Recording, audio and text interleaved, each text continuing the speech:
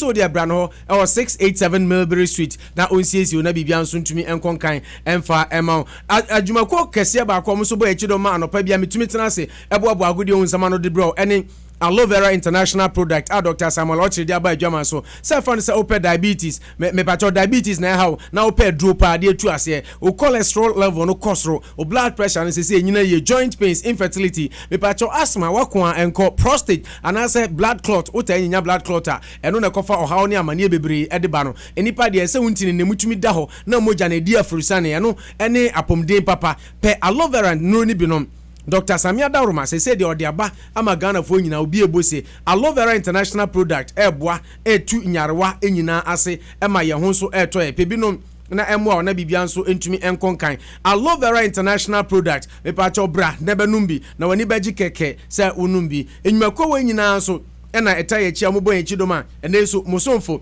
no wa opoku jamfi aka Opo National me pa cho matenase a media agudi ohun sem papa e de ebro na yen hyase na yen hwe agudi ohun sem nyina emfanwo na ehu ensem a air trading so e wa agoprama so but before that misre wa nyadaje tie we ma me na afi yanko Opo National on Rock 102.3 FM mina mesie wo denchi okutireti pampansrede Odi Ahinka of Peace 104.3 Medasipi nin samrane ye sha gudi ohun sam na se de fi the senior national team the Black Stars aso ye ho e na Ghana yen captain e friend say Asamoah Gyan ho komo na ye bebo me no work say emre bi atwam ye nyina nim say Asamoah Gyan no see a kind of Sunderland in the Premier League and free or All In from All In and okopiem ewo China or China shase no na yeso no so nanso akire ne modern ball any plenty na enya de e sheda ko yema e Shanghai SIPG akoto Hulk oba ye pe ene relegate Asamoah de call reserve side me no work say wa ba be piem ewo England me de beto wanim na no fiada say team I friend say Sunderland kra no nanka omo epe abrante no nanso say see exclusive report aba beto you ache say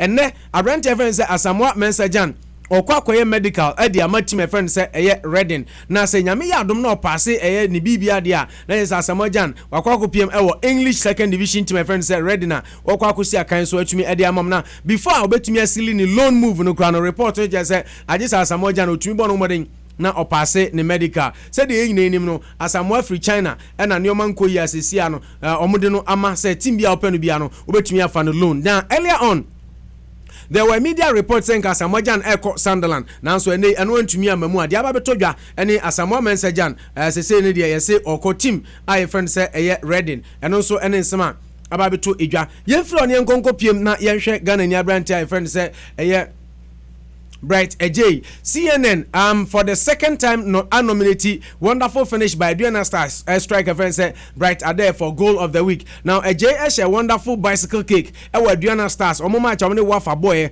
ewa Red Bull Arena mu abra Ghana Premier League and also Ekoso. Now he's been nominated after winning the award on his maiden appearance with his sensational Caesar kick goal against Ashanti Gold. The former Tema youth man beat stiff competition from Barcelona's Luis Suarez, who scored eye-catching finish in the Champions League against Arsenal to claim the top gong in March this year. And he will be hoping to be second time lucky against Xabi Alonso of Bayern Munich and the likes. Nti Ghana and Bright event said Bright AJ Obakaya we winning award no bako that time no BT Luis Suarez and I asa nominating no na nomination we are wenya from CNN ye nyina nim say one more television giant ewo krom ha and he said na Aduana Stars ene wafa ebobo ewo Red Bull Arena na no na brand and Caesar kick bi odishe go no na superb classic and a CNN for nominate say ekwan bia so no omo betumi ni go no say goal of the week nti we wait to see what happens. They say there ni go no ya nominate na just no so there ababeto edwa enso ewo ho eno no ye fro na ye kwa kohwe Ghana Premier League matches na ekoso na wotwi awie me pacho ebi su na ebi sire me ka kire say say there aya anisa Wow Stars yen konkwa na wotwi awie me pacho week 27 round of Ghana yen Premier League matches nyina etumi etwagu ye na say ena say wonte results na ekoko wie mediama etena abonte omufra abonte kofie ekoche abusuan drafts fofie etwa meka mienu drafts entumi ante e kana mu ba akokora Wow Stars ekire say kraman ompeneduane a nyesa akoko mefa nko wo mo chichire ka miensa ede so Dreams FC ama Dreams FCT mu baako Techiman City and Liberty Professionals the Scientific Soccer Lads of Ghana Football Equity Penko bro bi ato nyonko atena eka baako West Africa Football Academy from Wafa enso ene Aduana Stars obi ato nyonko atena eka baako Ashanti Gold HSL omo ya aboa kese Lads of Ghana Football omo de eka baako so second Hazakes Hasman we go do Hazakes bedu anye ye omo ntumi andu ehu ya ne se Ash Gold Ediko. Now Kumasi Asante Kotoko etifie for the second time running in the Premier League. Wamu Ensha League no, wamu Etaria na why anyeye, wamni brekum Chelsea at the pace wa ubi antumi Antonio Nkwatana Bruni Beka se stallmate ena itumi ekoko piemwa a goalless drawn game. Na no na Bechem United for say there be baby omo dan so omo ni amre no omo ansha House of Folk omo hu ano na omo airport relegation.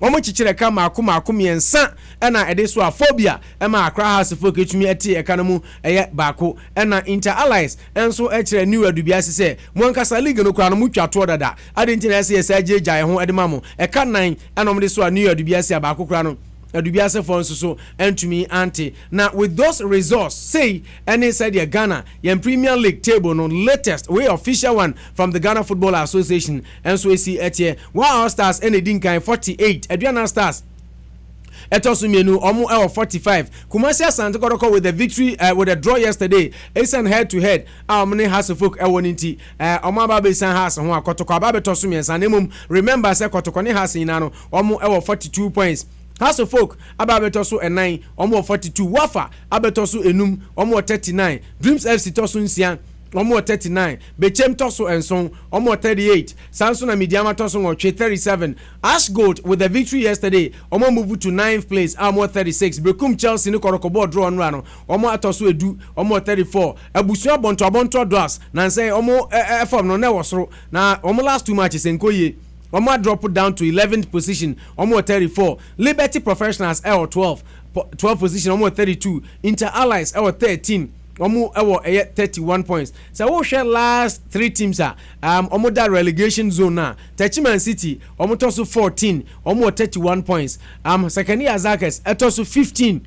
Omo 29 points and a new Adubiase etosu 16 omo 25 new Adubiase there say the sikika kono e kamia send to the relegation aka omo an say say aka 3 matches enti gise omo tumisha 3 matches na something miraculous AC because omo sha 3 matches na just omo 34 points no kra no mathematically den so omo best because gise Liberty Inter Allies Techiman City ene Hazakes nyina so elusu omo matches na aka nyina antisa na just Edding. But anyway, still they have mathematical chance of surviving in the Premier League. And they say, sir, and a league actually any now you can league results no team I friend say Kumasi Asante Kotoko omo antumi enin kunim ne no na omo interim coach I friend say Michael say onim say ne side no title challenge I said there about to achene agba gunchan ayera kra abra womo etena fie enura ene brekum Chelsea ekwati penko obi antumi anto no yonko atena wo Chelsea senko mutumi di nkunim enura sesi anonka ba bi omo gina no nkaye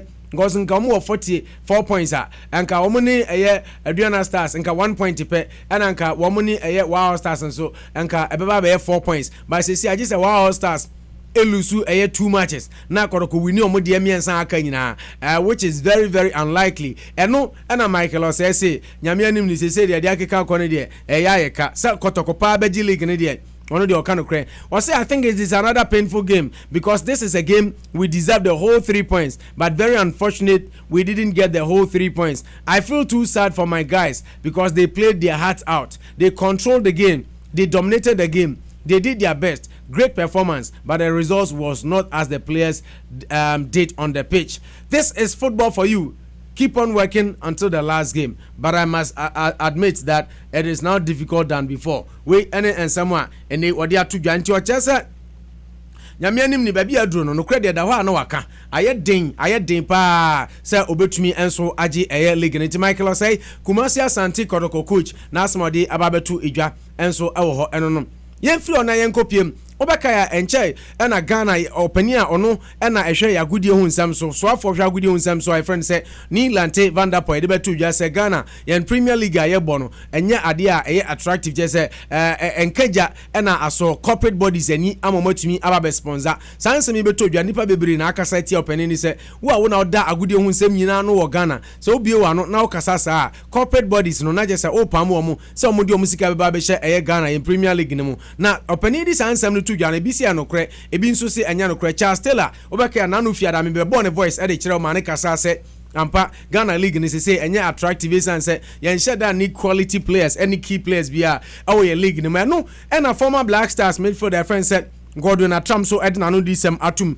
na wa echo the view of sports minister Neil Van der Poel say Ghana League no there nyame anim ni oka na waka very very unappealing was league no enya attractive akokra enso ani enkoye now was say our league is really down if one has to speak the truth. The minister said last week that the league was unattractive and you had people from the FA coming out to speak against it. There are a lot of issues confronting our league which I think are not being handled well. Issues with poor officiating, bribery, among others. A player is demoralized even before traveling for a game because he fears officiating will go against his team. So I really think our league is unattractive. Wait, and Sma, a branch friend said, Gordon at Trump, so they are two Jawasi League, said the referees first one, Omudi matches in Kye.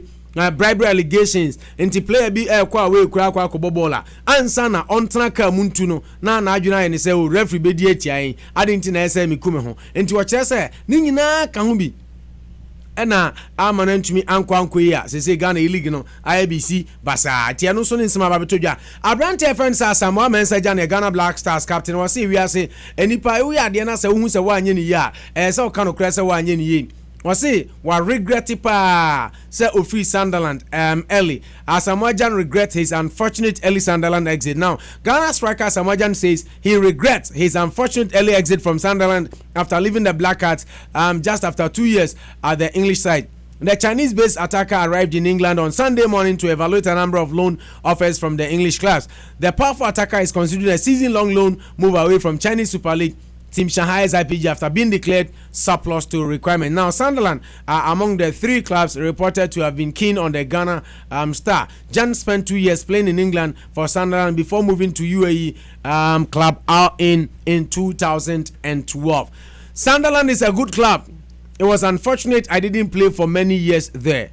I had to leave, and that is football. Sometimes you stay for a long time at a club, and then other times too you go. Wait, and it's my name. Black Stars captain Samuel Mensah Jan wadi aba betu dwa nti wasi ade a oye no nyame anim ni wanu no ho pa sanko wakonya biwo a enko besa asesa na dwen no ka se ade am ye de manu me ho manye ni ye awrade from Bonnie Chemio yenko piema wo Ghana Football Association FA Cup committee. Me know like I said here the FA Cup and I said the MTN FA Cup trophy no akwako piem e wo bechem anura kwesiada se okopie mu obechema na eswani enseka kire na trophy no ebra mo de koto no omo make brief stop e won nkoko said the medical de betu manim no e ma nkoko fo nso efili trophy no ansa na omo firi no Omni Kwako PM Elbechem. Now the FA Cup committee are outlining a week-long program ahead of next Sunday grand finale Okwa United any Bechem United and so at the FA. So now trophy ni turn started with Eastern Region Saturday 27th with a visit to the palaces of chiefs in Kwao traditional area. And I'm saying they call a Montesuma Obia Huye Kwesiada no and a FA Cup committee no delegation no Eko PM open events Kofi Poko vice chairman Adama FA Cup committee no Omo and a trophy anymore. The Akokopim, Omko Bechem,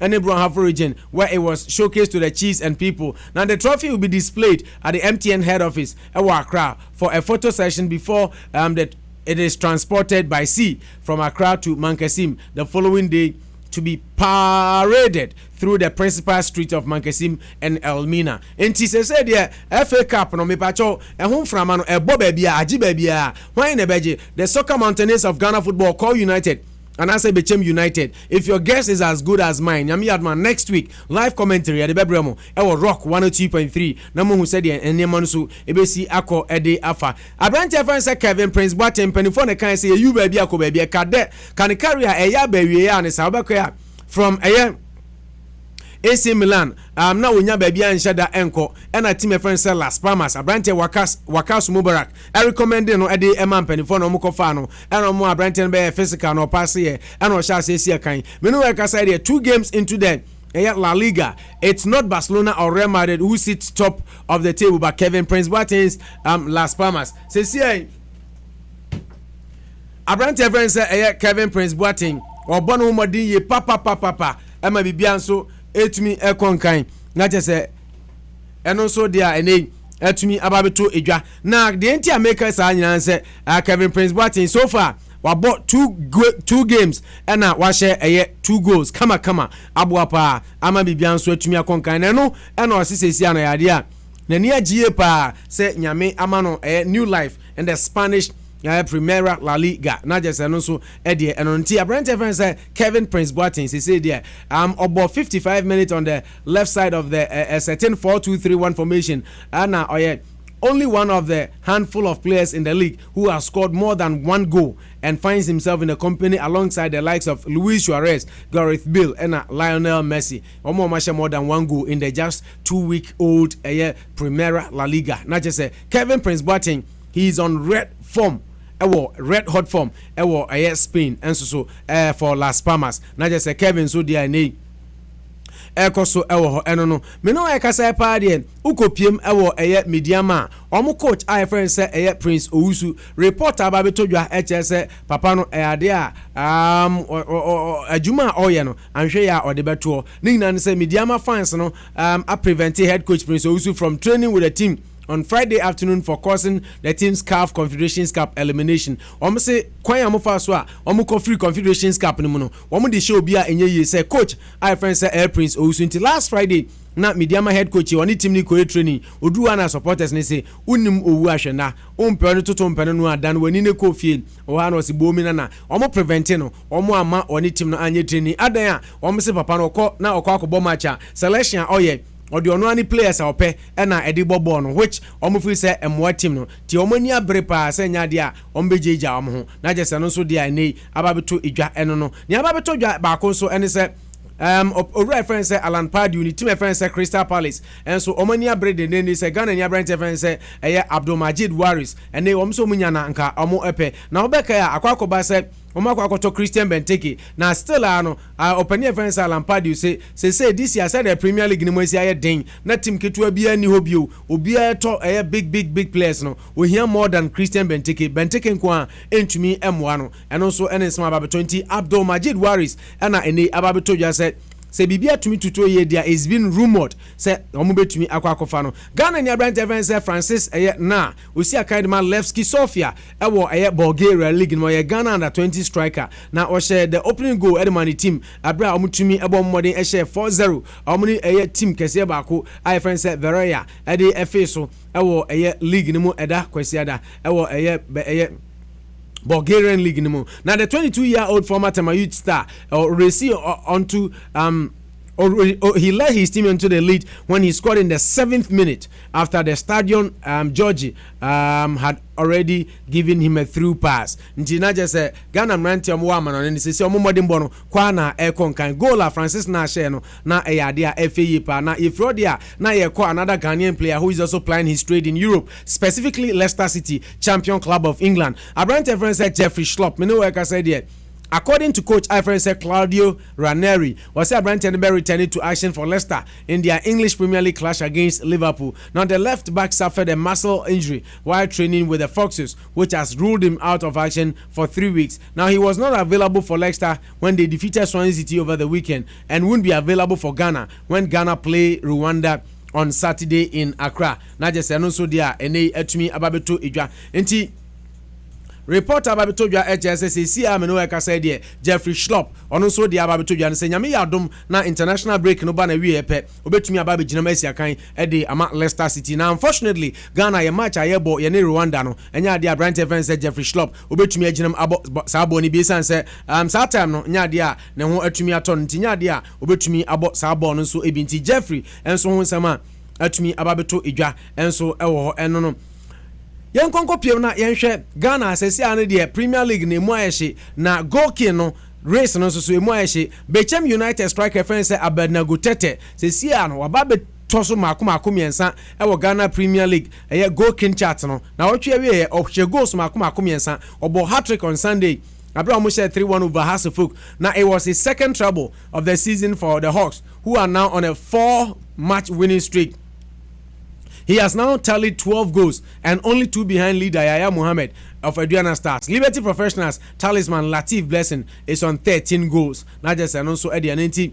Latif Blessings ewo 13, Memum Yaya ewo 14, and as I see Abednego Tete and so etumi aba 12. Not just Osha as if him Kotoko has ye ka goal king ewo Ghana Premier League man striker bia enka ho enti sese de echo ewo Ghana so enso no aha rock 102.3 anopa bosio so na we mi ba cho agudi won sema anopa bia ye boabo ano de bram Monday through Friday ya to ni din say warm up sports and Auti Ghana ni Abranti friend said Daniel Amate over the weekend onyan first start this season Edema Leicester Esambo full match abra omutumi ewini omo match no fe na no and open friend said Claudio Ranieri or say Daniel Amate can't replace Kante. Now Claudio Ranieri say ope what he saw from Daniel Amate in Leicester City's victory over Swansea City on Saturday, but doesn't believe the Ghana international can replace N'Golo Kante in the heart of midfield. Now somebody about to say nyamianim ni credit da ho anwaka modern ba Daniel Amate born over the weekend no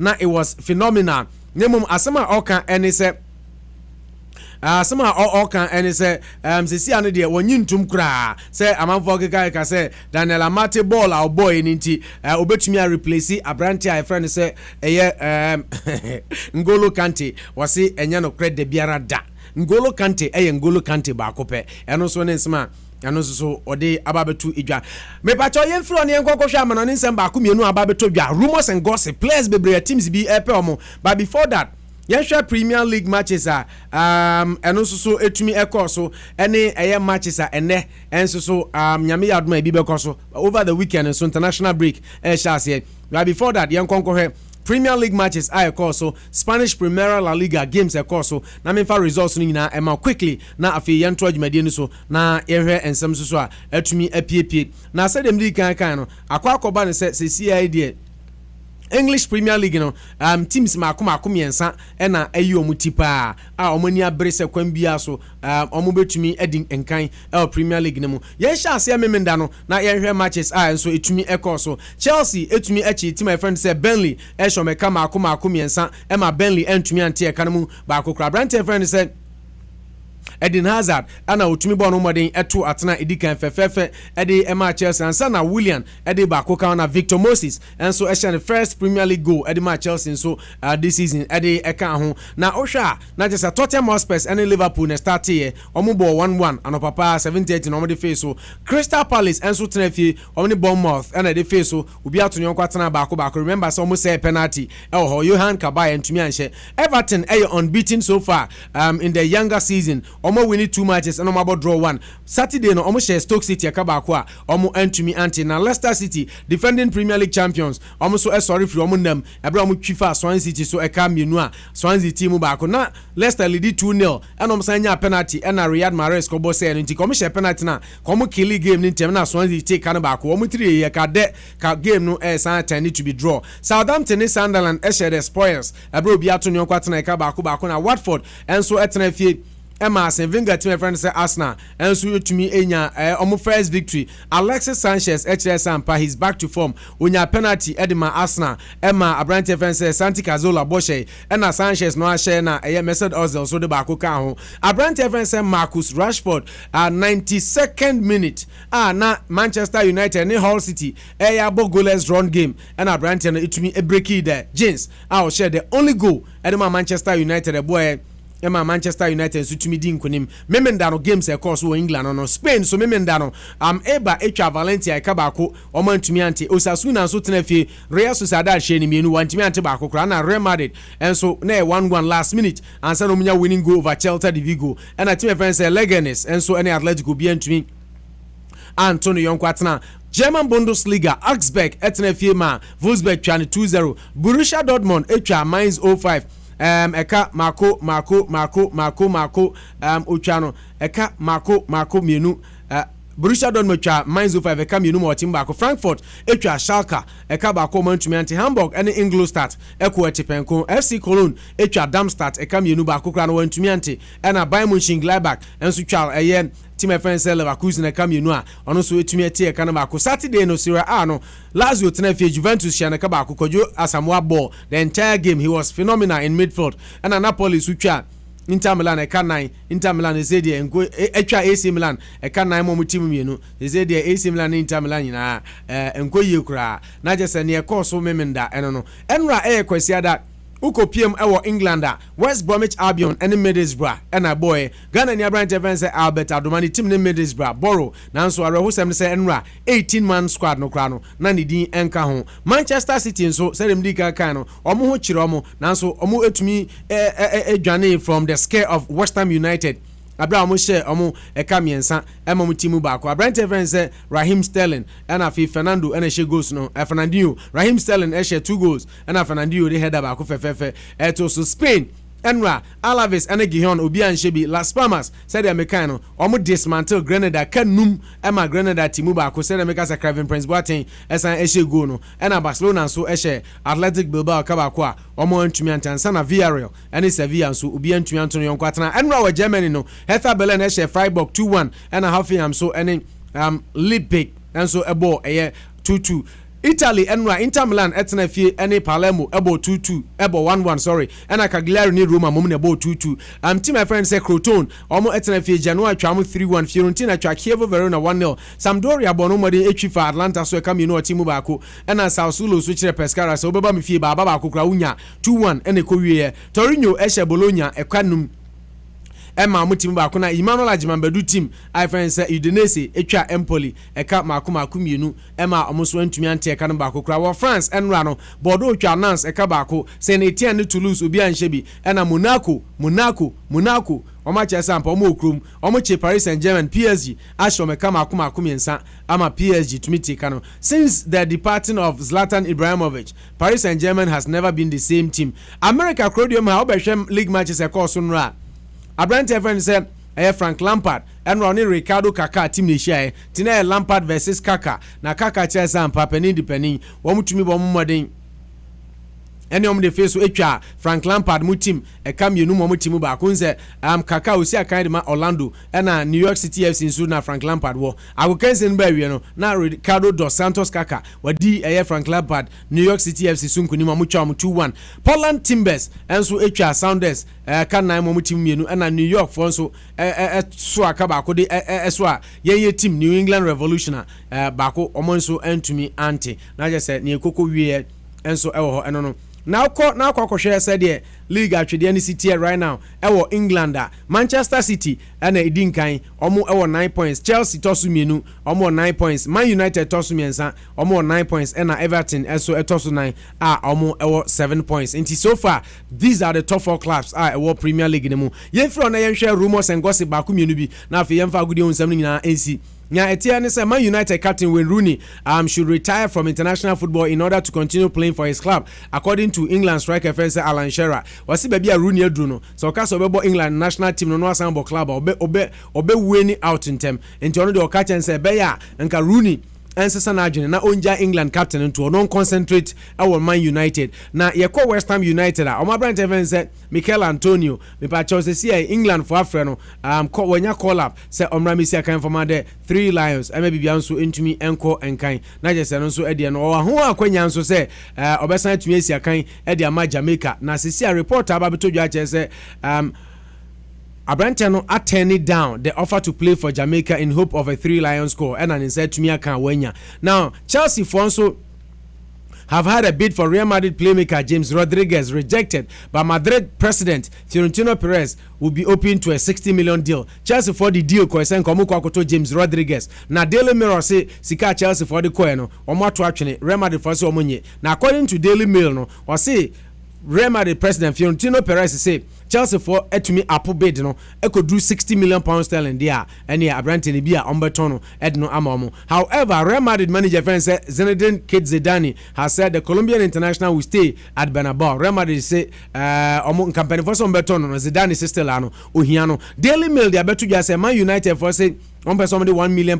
sterling ekoto Sheffield United omo brand be friend say Dominic Calvert-Lewin omo se ne modern bono ade a eso ani ye pa tomunya no a omo pe na Jose Mourinho say hope say obetumi enya Southampton defender friend say Jose Font and as Monaco Brazilian defender friend say Fabio Mubako etumi ato na ansana transfer window no abano awie nemum Daily Express enso say before Mourinho sesi no obetumi ato Fabinho no na ade a kwan bia so tumi bono moden na omia sikanim o se eno da nchen so a Joseph Font Southampton for se enya ade a omo ebeton no na jese no so de a ababetu edwa ewo ho eno no Ghana striker friend say Samuel Jan we direct from BBC said him di kan betu manim no is set for a medical at championship reading before a season long loan from Chinese club Shanghai SIPG. They say Asamoah BBC and so a report straight say ene oye medical. West Brom are close to signing Spanish midfielder our friend say Ignacio Camacho according to report no from Malaga. You see £15 million sterling and I know so omo ekwakutua.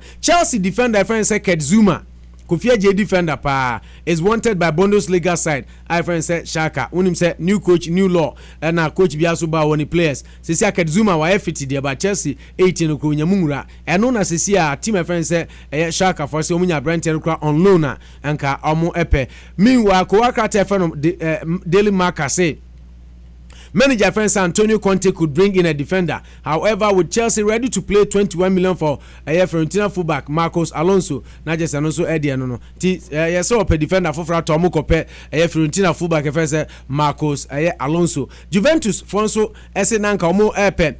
Paris Saint-Germain midfielder friend say Blaise Matuidi. Now so the Akika Kone de Sebi omo yomani nya de abrante no ombe di na chibium because omo abra senkombinya no now so still ano nothing is happening according to omo coach no I friend say Massimiliano Allegri no say Nanka Opa Brente no be replace Paul Pogba. Crystal Palace for according to Sky Sports report on the to just say Omni Chelsea for the Nkoma Kwechi akaka krebi na Loic Remy akwa sign season long loan contract e dey ama na Crystal Palace akwa kusi akan e dey ama na Crystal Palace krona no so si James McCarthy usi akan ma Everton so omunya no a anka pesisi ano McCarthy coach Ivan Ronald Koeman akachen say ade a untumi guarantee no first team football and inti na Brentford so pe bia ko Man United enso akache defender friend Marcos Rojo said he is not for sale after rejecting 2 bids for the defender. Jose Mourinho say Marcos Rojo nya de obetono na report said 2 teams and I did bid aba but na Mourinho say nya de a o ma Brentford akoba bia. Arsenal former midfielder friend Matthew Flamini is close to return to Italy with Roma and Torino in negotiations. Matthew Flamini de o ma kokkrada say an say Roma any Torino omumienu nyina omo tonyum ti wa onyum be de no na Brentford no follow e de amount na jese no so dia eni atumi ababeto edwa enso ewo ho eno abusuafo ensam no de edoson nemum de tiene se ayeye ne de akudi onsam nyina asi wa ha nyame ya adoma se de maka na nwumrei ye tena se all drive time so a de aka mu bia no ye de ebebremo na mo hu se de ensam no so ebesi akọ edi afanti Asamoah Gyan sisi ano BBC de ababeto se bibia aye ready na afi wa joining Reading on loan na jese no so eno no. Sam Allardyce anemu captain on Tuesday. Now England manager Sam Allardyce says he will name his captain on Tuesday and explain his reasons for calling up Mikel Antonio. Said the medical dia tugan sisi ano Sam Allardyce on England boss. Now coach bia banso a ya no time se the captain but I say ono de o kan plane say enya de a obenemu ne captain ne gise o chena Tuesday onemu a na wa chechem de ntia wa nemu sa captain no owura friend say Pep Guardiola say Manchester City modern boy boy e de share team I friend West Ham United the Kamiensa omo team back on so far Manchester City omo best performance in the Premier League or so far eno ne ball omo agba ono as a coach no aso na nipa na no na Slaven Bilic say omo so second half performance no offer hope because second half a baller West Ham United be boy chiri pa omo take na pressure omo the CCT so a mene no adwen coach I friend Antonio Conte say oye happy with Chelsea omo clean sheet because Obaya no so far 2 matches are boni na no concede goals but I see for the first time omo keep clean sheet nti ade a nani agye pa na Claudio Ranieri nso say nani agye say at long last watumi winning the first match in the Premier League as defending champion ama bibia nso atumi akọ enkan na Middlesbrough nso so omani agye say watumi nya 1 point obeka anura omo game no na emu ahye pa barom tumi nya 1 point na Jose Mourinho say oba Manchester United Rashford Marcus Rashford the difference maker or say he made the difference and also nsema Jose Mourinho so ede ababetu edwa abusuafo ebreninti said the medical canon ye de agudi onsam nyina AC nemom nyame ya adoma anwumrei menemu hia ye de aka bia nso so ede ebebremo na ababa friend say Johanna Konta and Kyle Edmond will carry British hopes on the opening day of US Open today said the medical canon and US Open also ase nti mo anije tennis ho no ase ESPN ebeyi ni nyina timi bacho so anije tennis ho enne na US Open enso tennis no ase US so baha na just ababa friend say Serena Williams ono so na be kura America franca e wo mana fam na watumi age na John Isner mo so ene nuamo aka so ahwe say emema na fam so on betumi age America ni nyama ye fa agudi on sam nzia ne na ye ho ne nkoton ade ba ko mienu mra ye ba na ye de ensem aka de bokra tamu pinsim mu ahodo ensem ane apiepie no na NDC omse na nado danko akufo ado yare to me great new mind so Bullion Haste IGP promote heroic corps and also you don't some Eddie Baba God didn't make us poor bad leadership did na do danko akufo was nyame the excess of the magana bi odi amai nemum amamu boni any bad leadership agana wo eno ne ye na ho ne mra ye ba anopabusu will be back even hotter Open National on Rock 102.3 FM mina mesie wo denchi okutireti pampansrede Anopabusu on Rock 102.3 FM. Eya Semsebe TB. You are listening to the hottest morning show in Worcester. Rock AM Drive. Hello, Abu Boga. Jack me tell che. Afrique boko de. Oh, bibia boko e London. Mata ji say the Ghana here don't tube ba bro. O de bancha bonum. Esanse. Me wa nyina, mpese me ba Ghana. Nemo ba bia me ba, me di me tibeto. Na mo feel comfortable. E na me dwen. Atia bisani abro no. So person feel very comfortable there. Hotel Elizabeth edem ba ko pe. Me nwane me nanfo mo abrochire. Me simu say so abrochire mpo na person bedu Hotel Elizabeth na. Ye do beba. Ade e den say Hotel Elizabeth. Your pickups for just over do airport near far near the wako Hotel Elizabeth American once me onua emra me fra Boche landing airport to pet na case world training na rooms no so very luxurious and comfortable your mini bar satellite TV and your sour standby generator from numbers mommy Hotel Elizabeth ewo Accra Yeben airport fre 0244883552 and 0302976849 Hotel Elizabeth ewo Sprinters Road Yeben Mayfair Estate Airport Accra Hotel Elizabeth yo chrome fresh boys fresh girl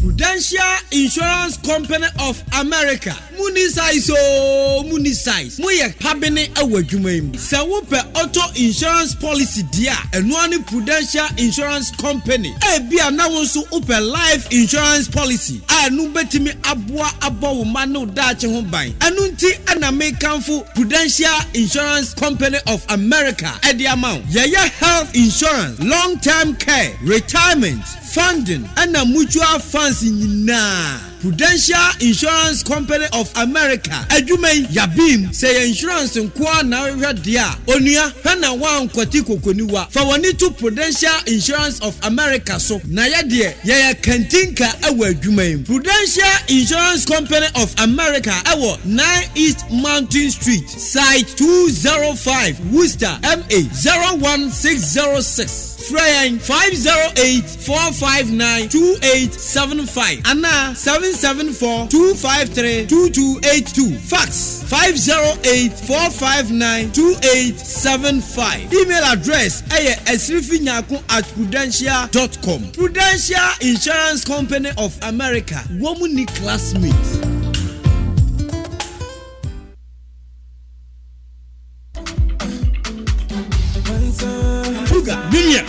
say no pedi woni me nya me fe Binya ja ka me fufi haya besi haya no akwana jimsika trobia Waja okra to 20 any ongomati kopo makacha we say United States of America memu ha metra Worcester ha de se wo peka papa de wakod waba a ebo no wo forma eno ani Empire Right Services sir ani Empire Right Services do Empire for de wo mo da form na de ba ko mo ani ko hu pa ni safety obambo nti uni problem kra kambiam de wo ye ni sem o mefa wo afre adwumam ade akwadwumam efie to fie enkwada holidays o mbekọ game center o mbekọ nyina Empire Right Services omu demba kope Empire obia safety hu hia no internet emu obi emfa onko ha ne ha anyu sikabumo sika teze hunumnwi ne hwe dem pa intituga se obafo hyan e wo krom ha pa de a mane nyina enya Empire Right Services we dia majatum intamanfo bomrane Empire Right Services nie obia se eye frɛ 774262118 ana 774262118 Empire Right Services and no.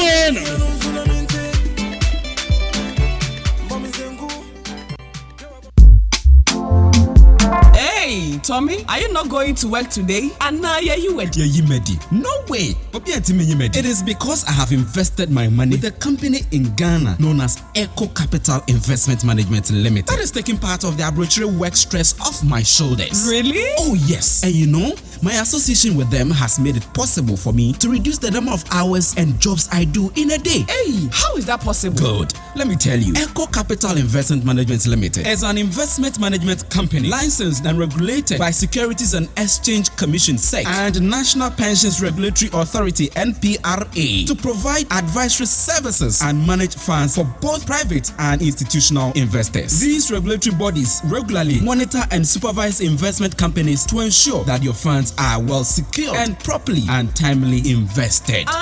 I think Echo Capital, but I have a very good account savings in Ghana with some dear baby. My sister, savings is different from investment too. You can't grow your money with savings account. Neither can you invest with the wrong firm. Do you know that your money, if kept with the right investment firm, can fetch you profit effortlessly? No. Do you also know that the business you have been dreaming about and the house you have been dreaming to build back home in Ghana can actually happen sooner than you think? I see. Yes, Echo Capital has the solution for you as well. Their products include fixed deposit investment, individual and portfolio management, institutional portfolio management, pensions fund portfolio management, project funding, among others. Echo Capital has good track record. They have high returns on investment. They make great investment decisions on your behalf. Highly competitive and negotiable interest rates. The higher the amount invested, the higher the interest rate. Echo Capital is located in Ashaleboche, Accra, Ghana. Contact them on +233 30 393 5531 or +233 30 393 5532. Log on to www.echocapinvestment.com. Echo Capital,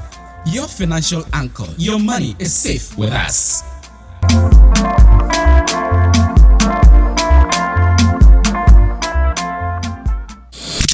You are listening to the hottest morning show in Worcester, Rock AM. You are listening to the hottest morning show in Worcester, Rock AM Drive.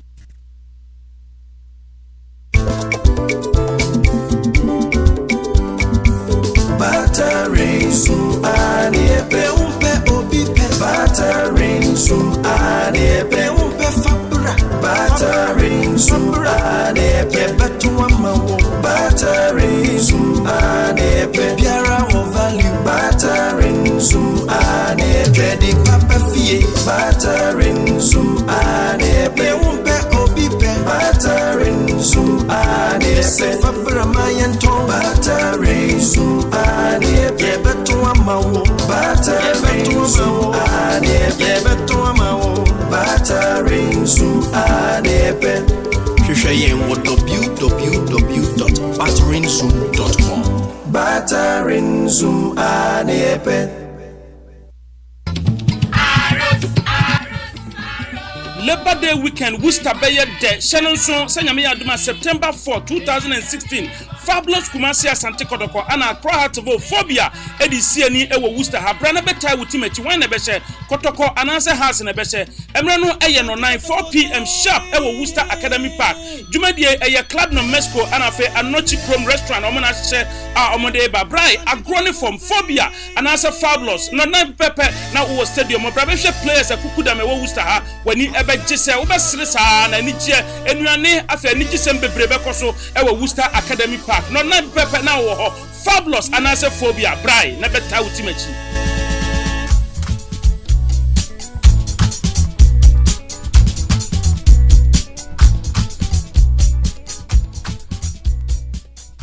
For all your current news, up-to-date sports, health, entertainment, weather, and traffic information, listen to Rock AM Drive every Monday to Friday, 7 a.m. to 10 a.m.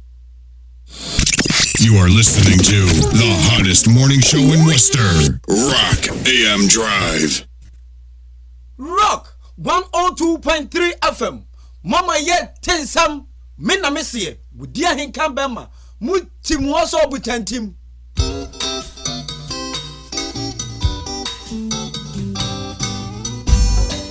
Asam paetia obayansa foso wo munye wanka na asam tema futu sam kakre wa supeme yo kofi amai ya woman amani ya mama na geni baby ako wacha ta ya wareni wonsom wanini pa asa te pa wo fio ye yamo yembera ye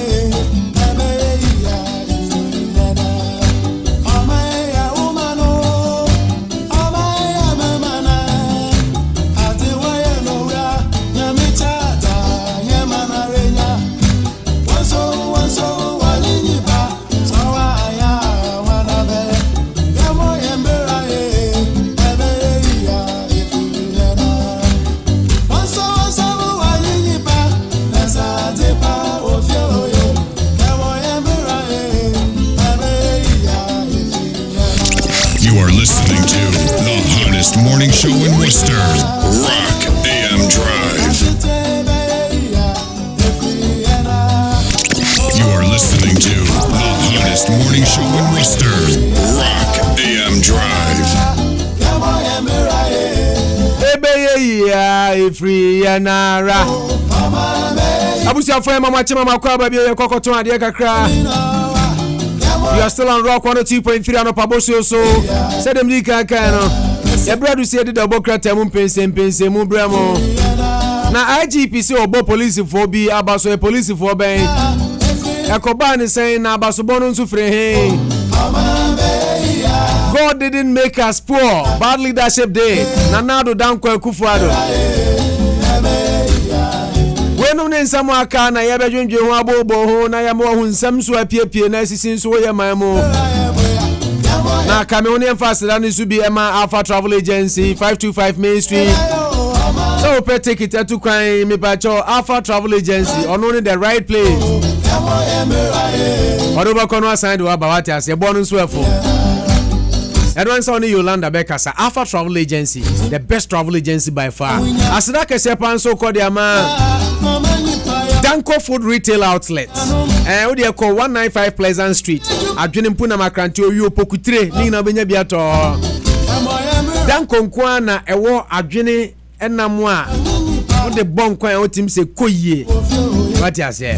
Now osan kofa na ntwenam ni dwanam a yaho. Smoked one from Ghana dia ba. And what the bought light soup and I say abekwan a masa jai. 195 Pleasant Street is the right place to be. Obisa Auntie Baba obeka kire wo. Omo nim aduane ye bon kwan ni de. Obi ase Danko eye number 1. Bra Danko ho penny di penny Samuel Paki ho penny kase no. Okwe konso be hu Ralph, Philip, Jacob and a cough. Omo nyina ho. Danko Food Retail Outlet. Enmeko we nso tayechi na edi Democrat mu pense mu bro wonim se wadi ka akote. Wati Alpha Travel Agency hunsem, wati Hotel Elizabeth hunsem, wati Empire Ride and a Prudential na fe Eco Capital. Enmeko e na omso sa segment we are saying bro. Minu be ma Komfante atena se. Wonim se ya wadane fi adane nyina minu be ma na ne ho mfa no. nyame adom na de watumi aba beka yensa even though not so well was in there be nyame ede ne ba so mra mesom ono ye vessel nyame nam so de som Ghanaian community nti enso ba besom papa apom disen nyame adom minia na de kakra ho we beka say you are managing managing em se fan na ya so esu echi nko se odum no mom ebe ma na ye west odum na afi wenyi wa hoto ti so far de nyame adom bibia ye kama kakra ti ase nkwa de ye de radiase I'm laying it on her way unim se unu aba no tu kwan otu kwan onam kwan so banti o se menu over time kakra mananza no aduru ha in order to save time oduru ha na je se otwa meka minim se do wa tu kwan ba wa se tu kwan bio no aba na oba bedu ye no na ofrifie ba no na nafa no and o se menu over time man kakra nti Mr. Tia nti weekend was se tu kwan yeah oba ye no ofriga na ba se tu kwan North Carolina was a hen so ba no question oba immediately I can answer. Okay, let's begin the stories. We begin our first item on the newspaper review this morning comes from Class FM Online, and it's from the IGP.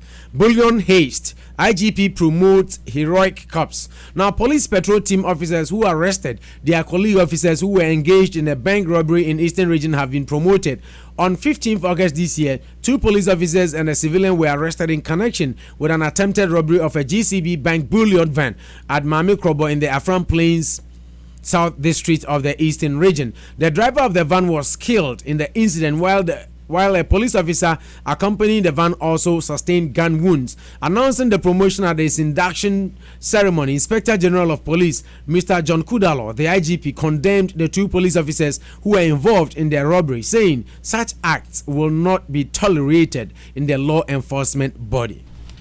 Yo for and then so baby I shall say free no police for catching a honor and some air cost one say saying mote say police for bi no do mo koje an robbery mu a ko rob banks bi no na de ma shooting because so kwa ma driver ba akokra de tu kan a wante na me ka say won kati asefo hu bi na numu no ena akwakoba ne say IGP tinas no de ne mpani for dwene ho say police for mu di anim a etumi kokochi onuan ma police for ni omo aka no ade bi omo abo mo ho modern pa ne wiase nso se dia mpani for taka no nipa ya ade a osayi se wenyi na ya ense didini enti se dia police for yiro mo ho kokochi omo mpani for na se abo omo abaso enti abaso bode na ase ena police penny sahene kojina hodom no oda mpani for ya police for mpani for ya mkodi sa adwuma no wada omu nyina ase na omo nso a omo kodi sa nyambrasem no ono nso otwabo omo kama se sa suban no enye suban bi ehwe no police mu na mmom no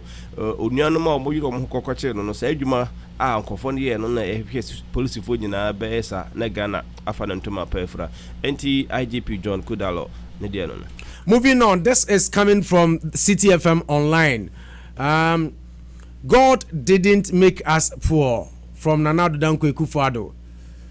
The flag bearer of the opposition party NPP, Nana Addo Dankwa Akufo-Addo, has called for a change in leadership to ensure a turnaround in the country's economic fortunes. In a statement to mark the 3rd anniversary of their party's failed election petition following the 2012 presidential polls, Nana Addo said the mismanagement by the current Mahama administration had resulted in the country's economic woes. With 3 months to the holding of the December 2016 elections, our economy is in crisis. Business are collapsing. The cost of living is unbearably high for the ordinary person. Our youth remain without employment. Our children are failing in their examinations. Cash and carry is effectively back in our hospitals, and we are experiencing strikes all over, the statement from Nana Addo said. God did not put us on this rich land to be poor. It is bad leadership that makes us poor. He added that an NPP administration led by him would provide the leadership needed to lift the country out of the crisis it is in right now. Quote, I believe I can in all humility provide with God's guidance, the assistance of a capable team, the leadership that is needed to return Ghana onto the path of progress and prosperity. When the Ghanaian people entrust me with their mandate, I am appealing to all Ghanaians to repose their confidence in me in December, and together we shall make the black star of Africa rise and shine again. Nana Addo Dankwa Akufo-Addo stated. Yo etiefo ne tie ne se na nado danko akufo do won ne kase na bra oni ni ai supporters kasa no no wo kire mu se Ghana enye oman ai onyankopon bo oman no se oman no enibie na atete apro na apansam te se dia ihun sisi ai na mom no ne ama Ghana atete apro apansam a eni se enkantia ne de na mamanfo dwaso ne yesese nuane no esese sika ne ade se enfa koye man yinina ne yese sidia eye ya empanifo edi oman na anim no na adi Ghana abro omo na omo de Ghana agoato pragrosa kopem se ne ya yeno manyina titi apansam no na se enunti ene mbra so se Ghana fo etumi sisa aban no mu na omuyi omampani a oto honom na omuyi ni firi honom no omode ono na nado danko akufo ado na so ono owo gidie se owo emema ne ma betumi ni omo aye timba ko ebe forme a ebe yire ehu obembe yire omo ho aye adwumadene ebe boa ma Ghana afrisa ohaw ne amane a Ghana etim no mu nti wo se onyankopon amboye se yembra wiase ne emedi ohaw emesusu ewo Ghana no sisi ne wukyeremu a Ghana yankola nyina isu because school school fees are den emrante ne mbaba wa wi school enye adwuma ne wanko school nso ansa no dwuma kora mpo no o mame o papa eni ska ne kwako suansa no dwuma enti wotifie na waye ono awonko ono awomba sa na wabe adeso ne ma o mame ne o papa so o se wenum nyina ya ade bi a esese echese yempanifo na omudi anim no omadi abro enti emra so se yesesa mpanifo edi anim sisia na adodan kwa ne mpanifo nso yemo mo chance na omo kire na omo so betumi aye na oman no etumi akonkan na ohia buburu adokore ye no ohia free. Moving on, this is from My Joy Online. Mahama has only transformed corruption from Dr. Mahmoud Bawumia. The 2016 vice presidential candidate of the NPP, Dr. Mahmoud Bawumia, has stated that the only thing President Mahama can boastfully claim to have transformed over the last 8 years of his stewardship is corruption. Addressing a rally in Bolgatanga yesterday, August 28, 2016, Dr. Mahmoud Bawumia explained that the many cases of corruption that have rocked the government of President Mahama give credence to the fact that the main focus of his administration has been to superintend over the looting of the nation's resource. SADA, quote, SADA, the vehicle that was supposed to bring about northern development, has been transformed into a vehicle for corruption. They said they were rearing guinea fowls under SADA. When we asked them of the whereabouts of the guinea fowls, we were told they had run to Burkina Faso. He said, corruption, Dr. Mamia Bimond, has been transformed under President Mahama with headlines cases such as Woyomi, Jida, Smarties scandals, among others. Today, corruption is running at the speed of a Ford expedition coming from Burkina Faso. To this end, Nana Akufo-Addo's running mate is urging residents of the three northern regions not to pay heed to President Mahama's tribal and divisive politics with 3 months to the December polls. Yo atiefo ne ten se Dr. Mahmoud Bawumia wono ene kase no se wo kiremu a wonama no wotete sa manfo president say wa transform Ghana eno wono de wo se ono abo kontromfi wo se no sumane nani no se no wotra Ghana ni we hu nyina ne se President Mahama de watumi aye pa ne se wa transform corruption papa masisi corruption de anya asetena papa na no ho edene wo Ghana eno wo ye adwuma wo Ghana no kiremu a President Mahama by sisi corruption watumi anya asetena yie papa o say omutumi ye waye ti say yekoye confirm wo north and the nature say nche yekoya de papa anya corruption yekoya ebi wi ase na confirm ni nyina tutu se Guinea Bissau senso Guinea senso se Burkina no mu nyina tutu ko o say ene ube hu corruption no what for the expedition move from Burkina Faso no what the baba no be pie Ghana say sometime ube hu say o kiremu a smarties num ne sa no kekam ti o kiremu a say Ghana Mahama also wa transform Ghana no enye transformation bia no wayo na oka odika efise watumi transform corruption yie papa ma corruption ato atisi ewo Ghana etumi enya nyina gina enaya ogina so yie pa wo Ghana enti president ka odika na mum nkyeremu no won nkyeremu yie no na ono Dr. Bawumia ba kyeremu se ampa corruption die we president etumi transform wo Ghana pa. From My Joy Online, One Village, One Dam project feasible. It is based on science, NPP. Now, in the face of question about the feasibility of their latest policy proposal, the opposition NPP is maintaining that its One Village, One Dam policy in northern Ghana is based on science and will be done. Agriculture doesn't happen without water. The chairman of the Agriculture Sector Committee of the NPP, Dr. Usufri Akutu, told Joy FM Super Morning Show today. NPP flag bearer Nana Addo Dankwa Akufo-Addo announced the policy whilst addressing the Bolgatanga Traditional Council in the Upper East region. He said if voted into office in December, his government would implement a policy to sink a dam in every village in the 3 northern regions, northern, 3 east and upper regions, as part of his measures to enhance agricultural productivity in the savannah regions. Since the announcement, some critics have questioned the viability of the policy, saying it is simply too expensive and impracticable to build a dam in every village. Senior lecturer and head of the Department of Economics and Entrepreneurial Studies at the University of Developmental Studies, WA Campus, Dr. Paul Kwame Nkegbe, said, realistically, we don't need to create a dam at every village.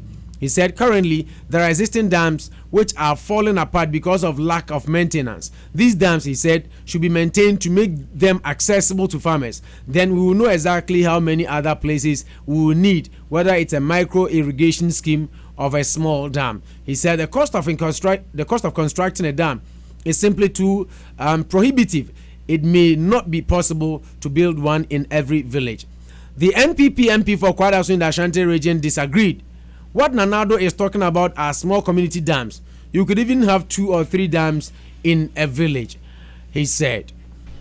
Yo atiefo ne tie ne se Nana Addo Dankwa Akufo-Addo sisia de boshe no o hyesa na miadom de na kwa kopie Bolgatanga empotem honum na ho na sisia de from one district, one factory. This is here they do one village, one dam. Na ne ten se wokọ esoro mpotem ho no man. Ya na nsuo hu odene papa na okay so obehwe nso esoro ofo nso no.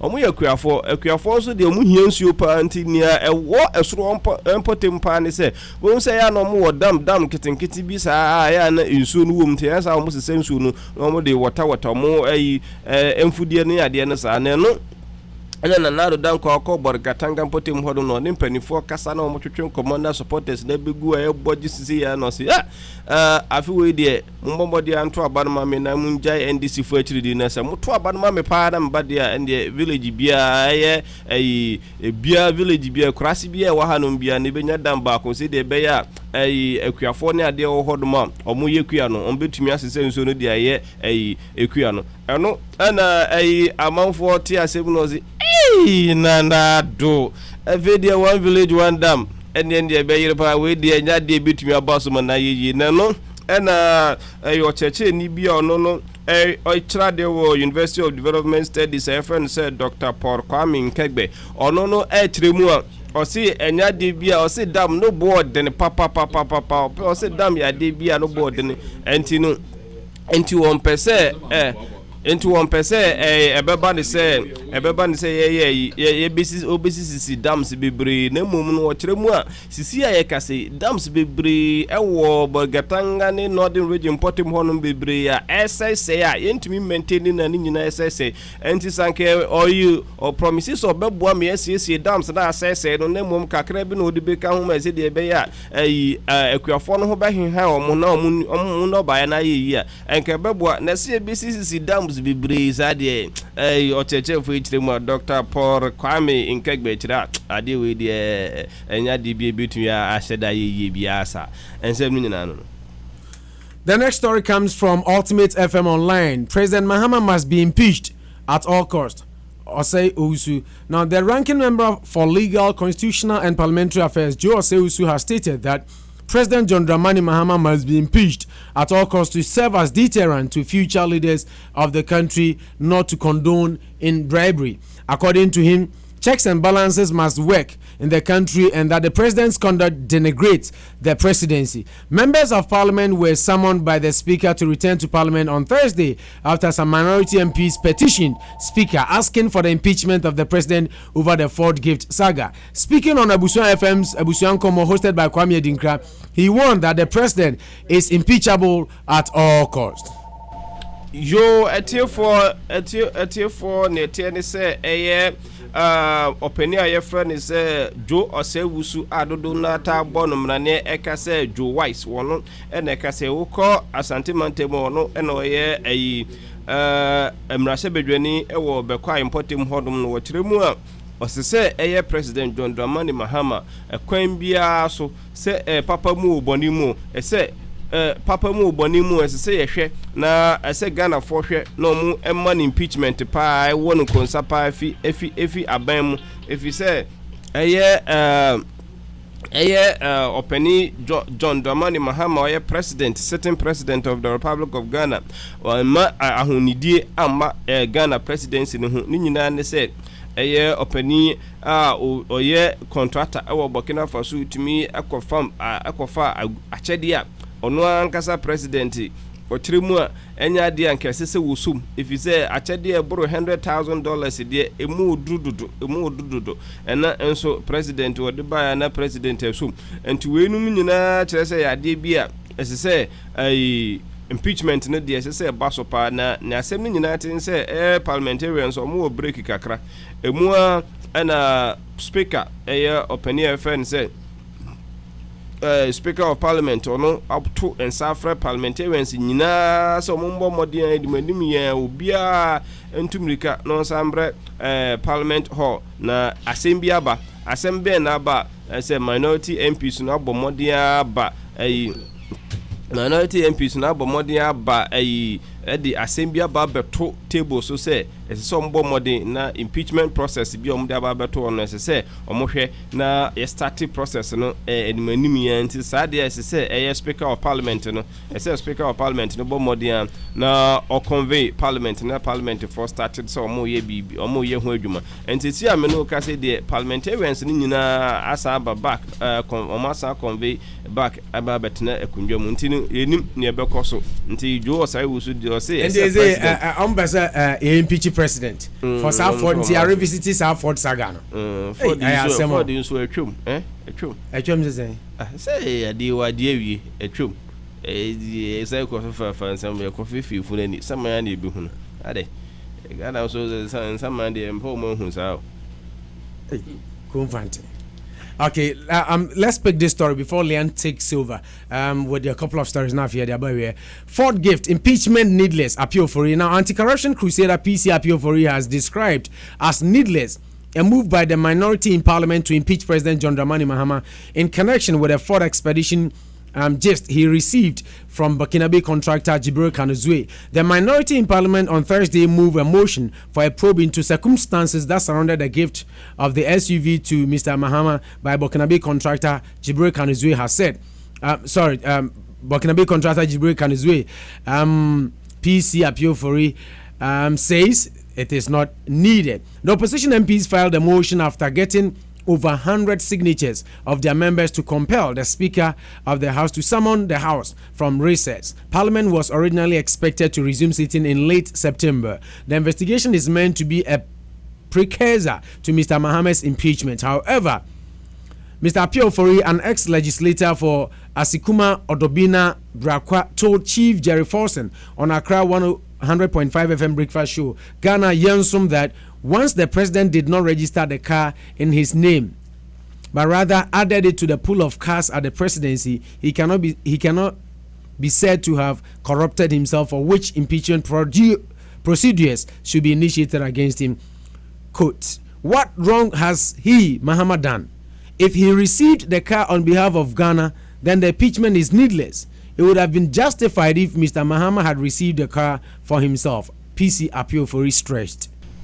Yo etiefo enam sa ensema ye kan kania ho na yi sa story we nso enam so a eba no na asem nyina ne se opening friend say PC appear for opening akane no ye mrahye bedwane wo esukuma odoben brakwa na ehodom no otena so fiti mfempim ni mienu mhodom sa kopem se 2012 for say fede ono afana nya de obeso obekobi ena ojaiko na ono na kiremu se sa impeachment we a minority MPC ayiro mo ho parliament akọ recess kura parliamentarians omo ho me kura mo pese ombe ho mi a kiane ken omo nsambra parliament make sa asem o se asem bi enhu hia kura o se nya asem enhu hia kura o se president no Ford Gifty Jibrika Nazui or the brano a woman saw the beche dear but papa no dear no on so ye na dwen sa de no o my Ghana na ono no ye president nti so e will be better na dear na ye o my Ghana dear nti o je no say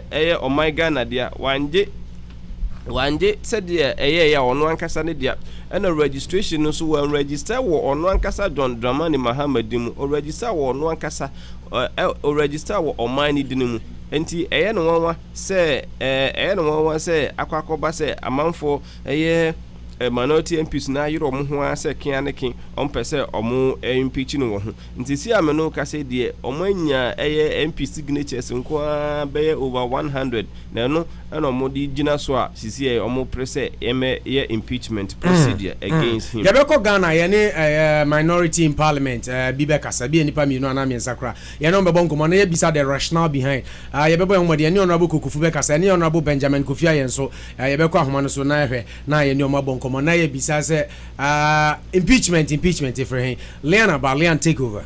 News from Star FM Online. Hey, are there ones when you called Nibi? Election petition proved Amalida Nanado, new patriotic party flag bearer Nana Akufo-Addo, on the occasion of the 3rd anniversary of the election petition, said the entire process proved to Ghanaians he is a true leader. I said, on the day the judgment was delivered, that everything in my bones, in the way I was brought up, and in how I was conducted my life thus far, made it imperative that I accept a decision of the highest court of our land. Even though I might disagree with it, I thank the Lord that He gave me the inner strength to display the leadership when required, the former Attorney General said in a statement to mark the 3rd anniversary of the petition which challenged the 2012 presidential results. Yo atiefo ne teni se sisi ameno kase bakaya election petition ye ma judgment no ene a mikase ene ye enfie miensamua anti se ebu nkompon kohwe echi ne che se Ghana ya baby papa 3 years down the line enya agro ne no ene na Danko Akufo-Addo wokasa no si election petition there so tinase no odwuna otumi hu se ampa eno kra che so no wo yobia asomdwe akoma pa na den yem na otumi se ni panidie no so de so ani ye papa o se nei anka sanka nei ni 3 years ago a se e judgment iba ya oji uhun ya omuka ya o se ono de wonji ntumu de woni omunya adwene na nso se de omo aka no sa pepepe ene ngina enti wo so obu nkompon kohwe na chi no amana kai 3 years ago ensema esiye na no nyina kire se ampa oyebema etuoto a etwere ne bo ampa. News from Daily Guide Africa. NDC tags Nana Addo with cancer. There's every indication that the ruling National Democratic Congress, NDC, is bent on portraying the presidential candidate of the NPP as a sick man after efforts to tag him as divisive character has not worked. As part of the strategy, as captured in the Bureau of National Investigations BNI report on the NDC losing power, the Governor Party, apart from leveling unfounded allegations against Nana Addo, has been attacking the personality of the NPP leader. In what looks like a calculated plan between the NDC and Steve Mallory, Daily Guide understands the magazine is coming out tomorrow with the publication headline, NPP campaign in jeopardy, Akufo-Addo has cancer, to portray the NPP leader as not fit for elections, even though Nana Addo is on his feet campaigning the Upper East region as at last night. Yo atiefo Krowaka tamu pense mna ni egusunu na eno na sisi ne yadru so ne se amanfo binum twetwere nsem bi na okyeremu a magazine bi ba bontenet na NDC for ayomadwen se Nana Addo de mbeka se Nana Addo no honya de Nana Addo sisi ade ewu ankasa na ba no na sisi ade nia Krowaka ta kyeremu Echina magazine no person omo beka nyina ne say Nanado danko akora sisi akora de cancer almighty cancer ebeso Nanado say the 9 72 say so na he phone eno no nti o say na NDC fo sisi akwa say omo nsem omo ka nyina ne say Nanado a no mo ka say ono oyare say ne nsem kwa no say echina no omo anya reliable sources bi ekire say omo magazine no baby pipa ne omo de beto animan say Nanado onye fit na sisi ade cancer kora na akire no nso papa o kire mu a on na Katanga Mpotem Honma East Region Honma or campaign and so or say NDC for each the more papa no nyede ne kra. News from Madom Online. GBA Nara Political Association Ofusu Ampofo, Director of Elections of the NDC, Samuel Ofusu Ampofo, has described the Ghana Bar Association as a political association. According to him, he disapproves of the fact that the EC will employ the services of members of GBA co-collection in the December 7th polls. The EC, in an attempt to ensure integrity and accuracy with regard to the collection of ballots on December 7th, will deploy members of the Ghana Bar Association and the Institute of Chartered Accountants, Ghana, to each collation center. Mr. Ampofo said, I don't have a problem with the accountants, but my problem is that mathematicians and statisticians could do a better job because, to my view, I think the GBA have taken a partisan position in every issue. Unless they purge themselves in their partisan politics, I will continue to protest, he said. Yo atiel for ne ten say mbaka ya 2070 no mesa ebeba emre bi atwam we election petition mu amazizia no isi na yo madwen say fe de ombefa nkrofo a omonim de konkan ewo nwuma mu ansana ya momako akoye presiding elders ni ewo polling stations ni collation centers ni ade ni nyina ne no ana sisi isi na ya nadwen say accountant ni mathematicians na video ordinary bachelor mo so na sisi ano contract na akwa ti say Ghana accountant form say chartered accountant for a Ghana omo na enidi omo so eno akiri nso so Ghana Bar Association na here opini Ampofo opini AFN say Samuel Ofosu Ampofo ono no the director of elections Emma NDC no tiremu a ade bia saa Ghana Bar Association for no party on the no munya adwene kra oni isi nya adwene kra se ekofa sankofo no ababeye mpanifo ababeye se omonhwe election no so bi if you say o say sankofo ya omo adwene se omo de politics no mbedi no mbe no o say asem bi ebebe bia no mo ayoro omo ho akandenden de atia de atia can say NDC then fi de koba ne say ne kokofo omo say omo ndo mbambe emohwe election no so bi o say ade bi no de say isi no ya so do mbekọ de ndo be cassette apa anya de bi obe pene so kra because ya de bi asankofo no ma adwen say politics mbe omo say omo nka no kre de bi an so omo cassette NDC dia ende nya de bi ono be pene say enfo omo nkonko gina polling stations kra NTTC ane de ne akwa ne say accountant no o say ono de adwene mu no mathematicians ne accountant for no mbetumi aye adwuma papa esen say yebekwa kofa FN say Ghana Bar Association mpanifo ne bi so onkoye adwuma o enkoye adwuma say presiding elders ne polling station agent for the ade ni nyina easy case or the chartered accountant na that only Ghana Bar Association and I want to say Ofusu Ampofo say and the NDC for kiki against okay against Ghana Bar Association members now for the first time a decision has come out against a decision has come out and NDC has kicked against. Is that what you're trying to say? Okay. David Bonilla sent the text message. I'll say what is the key name for impeachment? Konfante. I think it is Chienimu. Bring him to book. I'll say impeachment. I say about person war president in Konsafru. Yeah. And David say Chienimu said then. But I think sir, if the impeachment process is successful, then you can talk about say not just if it's successful. Kofi Jesus Ganja say Opo, we thank God Elder Konfante is back. It's also the elder account there.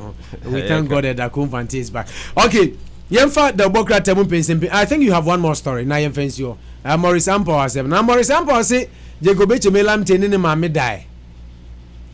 I see Jake slept with my mother. I mean, who's our headline story? No, they can we hunger strike.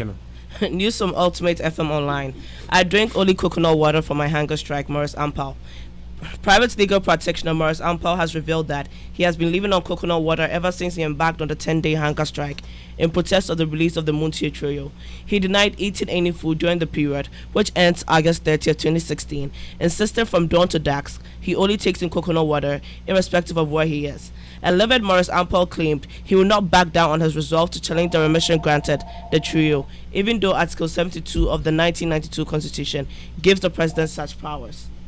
Yo, a tear for near tennis, or lawyer near friend, say Morris Ampao, or they say, sir, Muntie for me and say a job or hunger strike. No, 10 days, no, 10 days, no, idea will be dear and say a kubimunsu. Nti kubemunsu obonesa na no no say an opakosia ne mere say ewian pie na ewian be kwakoto no aduane awudia ne coconut and to walk dry with the coconut water kubemunsu for the whole day for 10 days obi shana for 10 days no that so a strike. But why must we even know the OD for his hunger strike? Sir manfo bisa no so ntia bisa ni nchiremu. Okay. News from Ultimate FM Online. Jacob Lamte slept with my mother, Morris Ampao. Maverick lawyer Dr. Morris Ampao has revealed that he's yet to get out of the emotional pain inflicted on him by the former national chairman of the MPP, Jacob Lamte. He accused the deceased MPP stalwart of engaging in an amorous sexual relationship with his mom, which is why he has completely lost sympathy for the last-jet opposition party. According to him, Obechibi Lamte, who was the then chief of staff under the SWL president... For example,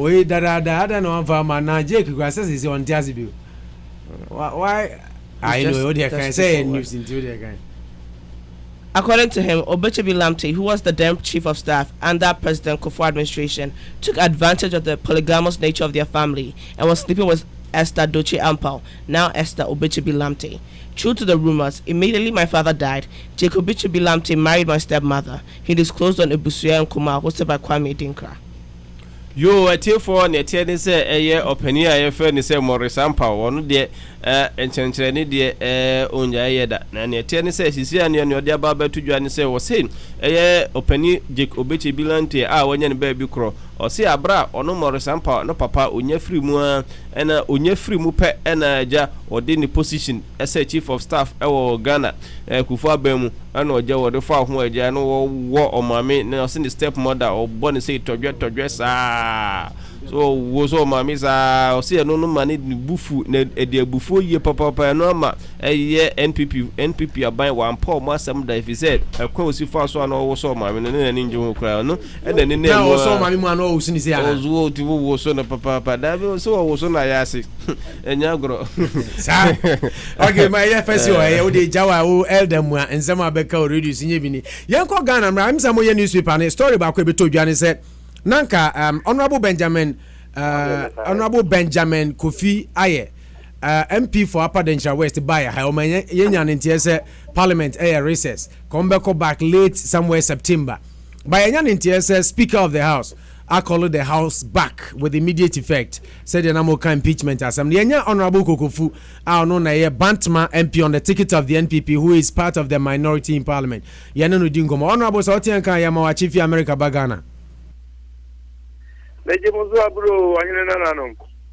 Yajirisa Pomboko if you soon abusuafo nyina ho ye Oh adom ne pai bo ntia ho ye ofie ahode de ho na we dey from anopa anya bone yanya ntia say minority motumi collect bet say signatories wo ha amanka parliament mrahye bedwafie nanka mu ahomegye kakrem nanso speaker after mo say monsamra emeye adwuma I think it's Thursday now the essence of the call and it's a minority mo kuchiri nsemagu nkrata so say mo tena se ahwe so mampani ka wajifri kanazue ho no enya ne kwanso no nti why indulge in corruption nti mo start impeachment process enokre mu nchire mu pa ne sen medical chair ni anu mawie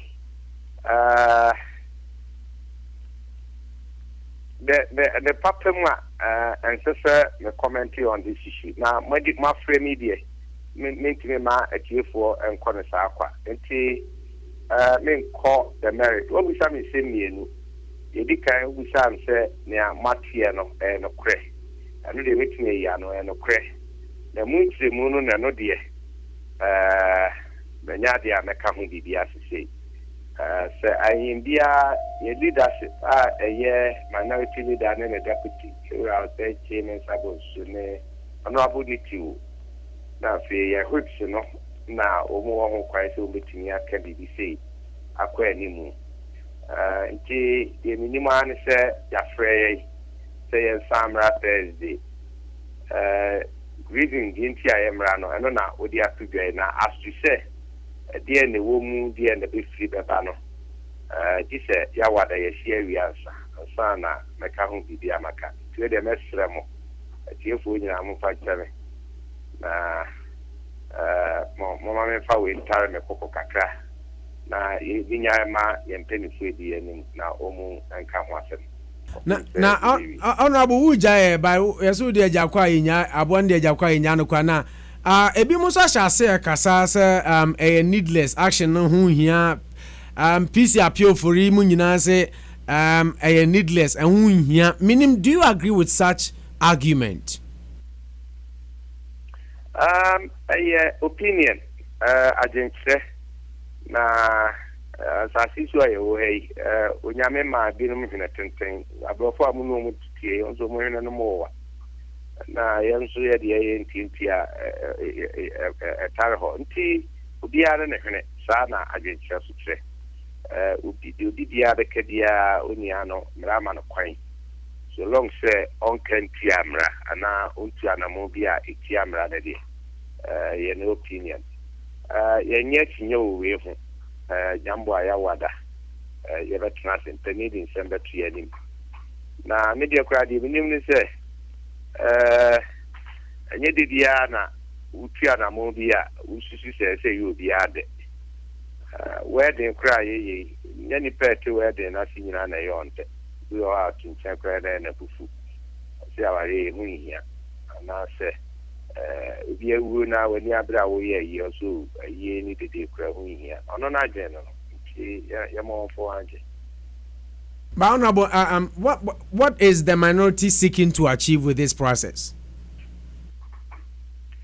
No dia nya dia meka se medical akase a 70 mu ni mu asukodo no ne mpani wo ho ye won na esese omu se bibi o no mani afoforo public becha on na wosa na so no sisi ade mi de minimum an se nyambo ayawada ibisia isia na de befim bebe bia no ano de meeting ma boma no mo ba se me ne atiefo beche. Okay. For now the madam I don't want to push you too much, but quick one, you move away from that topic and easy and Ramsen now twimu nyina wa busy kakra ne nipa ehia Mama Charlotte Osiankasa she Ghana for nyina bo say election we ayekum no abato no obema na first class na boshe ba akọ de abetu dwa say obeyisu chartered accountant ne ade de akọ presiding officers no de omo aye na aboa na nkontabuo ne nkabomu ne ade ne bibia konkan but ofoso ampofo akiki against also feel say eno moa minim your take on that. Meaning say earlier on na transmission na NPP for say for the first time we have gotten NDC also kicking against a decision from the EC. And then in Sania you call court Supreme Court 2013 presidential petition election. Na a judge for do on December 2 Jano. In your judge ni penny back. On China, or say a free neco, a senior abeda court yenima, yet dear, a battle Ghana, and yes, said you that. A small cattle, honour. Say, wouldn't him say, petition by any seminal mumbo near the year. Wouldn't say a battle Ghana, and yes, said the net Canada. And no cranny, that is what we are seeing. About to electoral processes phenomenon are there reforms. If you are now can you're feeding as we into an electoral commission again in therefore I can kind natural now and yet I can natural no keke here name Ipanuma umu nas work a credit unti fa the BPR Kodada. na untimi ntɔwa adwene saa bere tie no mu na ɔmu yɛ saa electoral commission adwuma no ana abatoɔ hyehyɛ mu adwuma ɛyɛ very very important ma mo yɛnhyɛ no nso ɛnyɛ nim a wonim kyerɛ na nim a wonim kan nko na ehia a ɛbɛboa ehia papaapa you know read and write ehia paa na emu bi ehia kɛse ɛne sɛ onipa nyina soɔ oyi obi a sɛbi mpɛdiasa yɛbɛtumi de didi kakra di adaadaa no anaa amana yɛ mi a nka ne pɛ mu no na nka ɔnyɛ nti saa adwumayɛfoɔ kuo do bi a ɔmo nyinaa nso yɛ kanafoɔ na ɔmo nso nyinaa wotwa ka wɔ abatoɔ nhyehyɛe mu na sɛ ɔmo nso mbɛtu ho akyi hɔ na electoral commission bɛyɛ nhyehyɛ na ɔmo bɛboa dwumadie na ne kwan so a aso sɛ NDC foɔ so ɔmo mpene so sɛ yɛwura pusu ampɔm sɛ deɛ ɔka ɛno deɛ ɔmo yɛ entitled to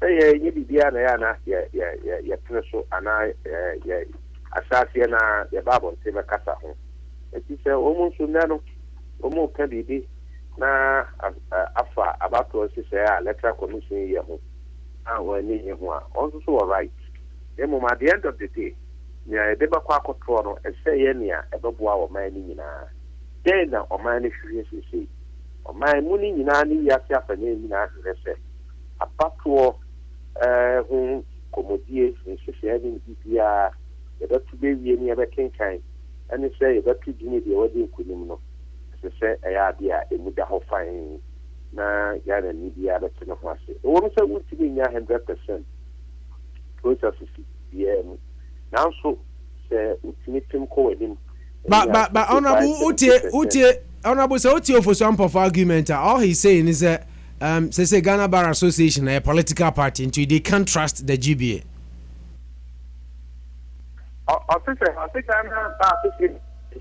I say a political party, a political association. Association, a political party. Political association, yeah. Anyway, they are member of Ghana Bar Association as a lawyer. Milia Kuma and a very good friend, lawyer Edigi Tamaklu, were a member of Ghana Bar Association as a lawyer. At the last time, me hear records no, na me come na kukufu me a new patriotic party ni. Na lawyer Edigi, nso so ye NDC ni. In fact, we will do office NDC mu as a political party. Inti ye manfra. A lawyer for obi a wona adwene different. Na Bar Association kwa no hu kan. Ya wa yi for so Institute of Chartered Accountants. Omo so mbabodi. Da omono yemi ipo omi NPB fu eno NDC wo. O kanisa the giving said the records are there to show. Enya no kwe. Na me hu die ntia nipa wonim die na wo kepa so babu adwuma die no mo ba mu a ɛha no ana ɛha ɔde na ma yoku ɛno deɛ ntaso mu ɛdwe. Okay, honorable I'm said Odika can a brilliant phone see and Yami Thursday after the proceedings in Parliament. You bet for now what update and listeners am I? Tio. I know the mayor do as he said Jumadia seminar man maybe after Madame Mansunia today the NT Yamada Domi Ayawada Yesin Kunya or Quenya or Parliament here. I will some one needed to be a partner number. And another more fan 70 and that 10. Now, home come. Okay. Yes, Joe. So now you're never American. I assure you much. America, here I come. Some of God Jones are member. The moment you are now the timetable not to get why. Matty Honorable, yeah, that's CP no bread. Okay. You are listening to the hottest morning show in Worcester, Rock AM Drive. Okay, Honorable Kokofuya, NPP MP for Bantaman and anything Komo. He's confirmed the story to us and Okrese Omode Asama Kwako to Speaker of the House, Honorable Do Ajahonzu Anima. They are convened or reconvene on Thursday. Now almost started what looks like possible impeachment process per the NPP. These and many more. And I you do matured analysis and discussions. You do Sabria near the Asadaka say Manuel Kobebre, Alhaji and Alhaji Shipping Company, Boy and Chidom Sanso, and the Asadaka say Emma Gold Coast Catering Services, Nabian Barbering Salon, and so Tayachi, and a segment we brought off Linus Supermarket and Fabric Store. Omunina so at but remember, newspaper review segment was brought to you by Hotel Elizabeth, Empire Right Services, Prudential Insurance Company of America, Eco Capital Investment Management Limited, Sanso and Jumakobi said Danko Food Retail Outlet, and Alpha Travel Agency na, and so Ebo and Chidom. Ebacho, Yanko Tie, Nkratoba, Kumi, Numra Sisia, Yeba, Yenu Abema, Franco Bruno. Ababeka Ensa Ofia Nana Berma Sabrin Soha together na ya digest the issues on our desk. Ahaya no pabusu so fansa nko video no yeba sisia na yewia na ye jemu ede amamo. Yemfa seda ema omo aseda ese omo. Linus Supermarket and Fabric Store. Sanso na Nabiam Barbering Salon. What a wow, what a gentle, akwe huofe. Ain't one a year brante 90. Hey, ain't your man I come for Bema say. Oh bro, Jainu come for me. If we start the panetonim, mini miti or baby asakwa. Miti, me no Nabian Barbering Shop. Oh, sweet guy, well look sexy. And I'm the guy beko. Oh yes, Sepani mi huejuma. Oh your best. Oh chamile, sweat, backbone, and a half bow. Jacket, science sporting waves. Ye shaving, a brekwa bombs beer, and more afno. Me ye sexy boy ya we ye sexy gay. Utrasi, with me channel. Wow. Any extra me wo? Shisha Nabian Barbering Shop, our 1106 Main Street, Worcester, MA 01603. Anna Fred 978-235-3348. Nabian Barbering Shop. Woman crow for yes sexy. Let yourself go and lay down your love. Ejaman ne die me ho akire me. Etu fuo na mepe. Manya bi ania mabuada. Eno na to na bosa na fuo de ase eton. Mame, hefa na meja bi ato me fie aduane nyina asa. When you fold them, I mean, come for Bia Baco Pema, Linus Supermarket and Fabrics. The Hona Opa Nina 10%. Net them who bet me a swap for Nadia Bugufia, Yanonqua, also Upa before the next and kind echo, and then be a precontre, Amanena Ope Salmon, and then be a Upe Piano. What do we need extra a Linus Supermarket and Fabrics? I'm betting in your video amount.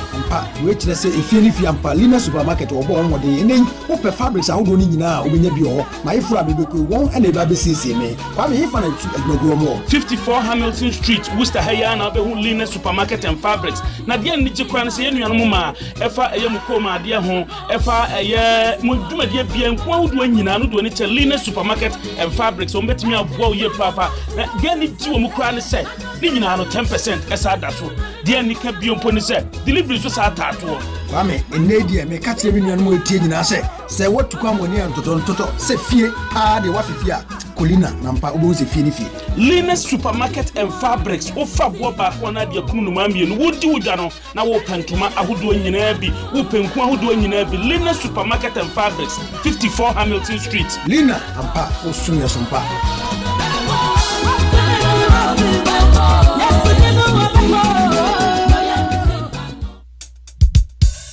When you thinking of a party and wedding or locations, just enter the one and best in town. Gold Coast Catering and take out a taste of excellence in style. We've got African, Oriental and continental cuisines, so make a date with us and rush. Call to place your order now and let's send you real style. Gold Coast, a taste of excellence. So call us anytime. We will deliver. So make a date with us and rush. No budget is too small. Gold Coast is all you need. Gold Coast, a taste of excellence. Anopabusu on Rock 102.3 FM. Eya Semsebe TB. You are listening to the hottest morning show in Worcester, Rock AM Drive.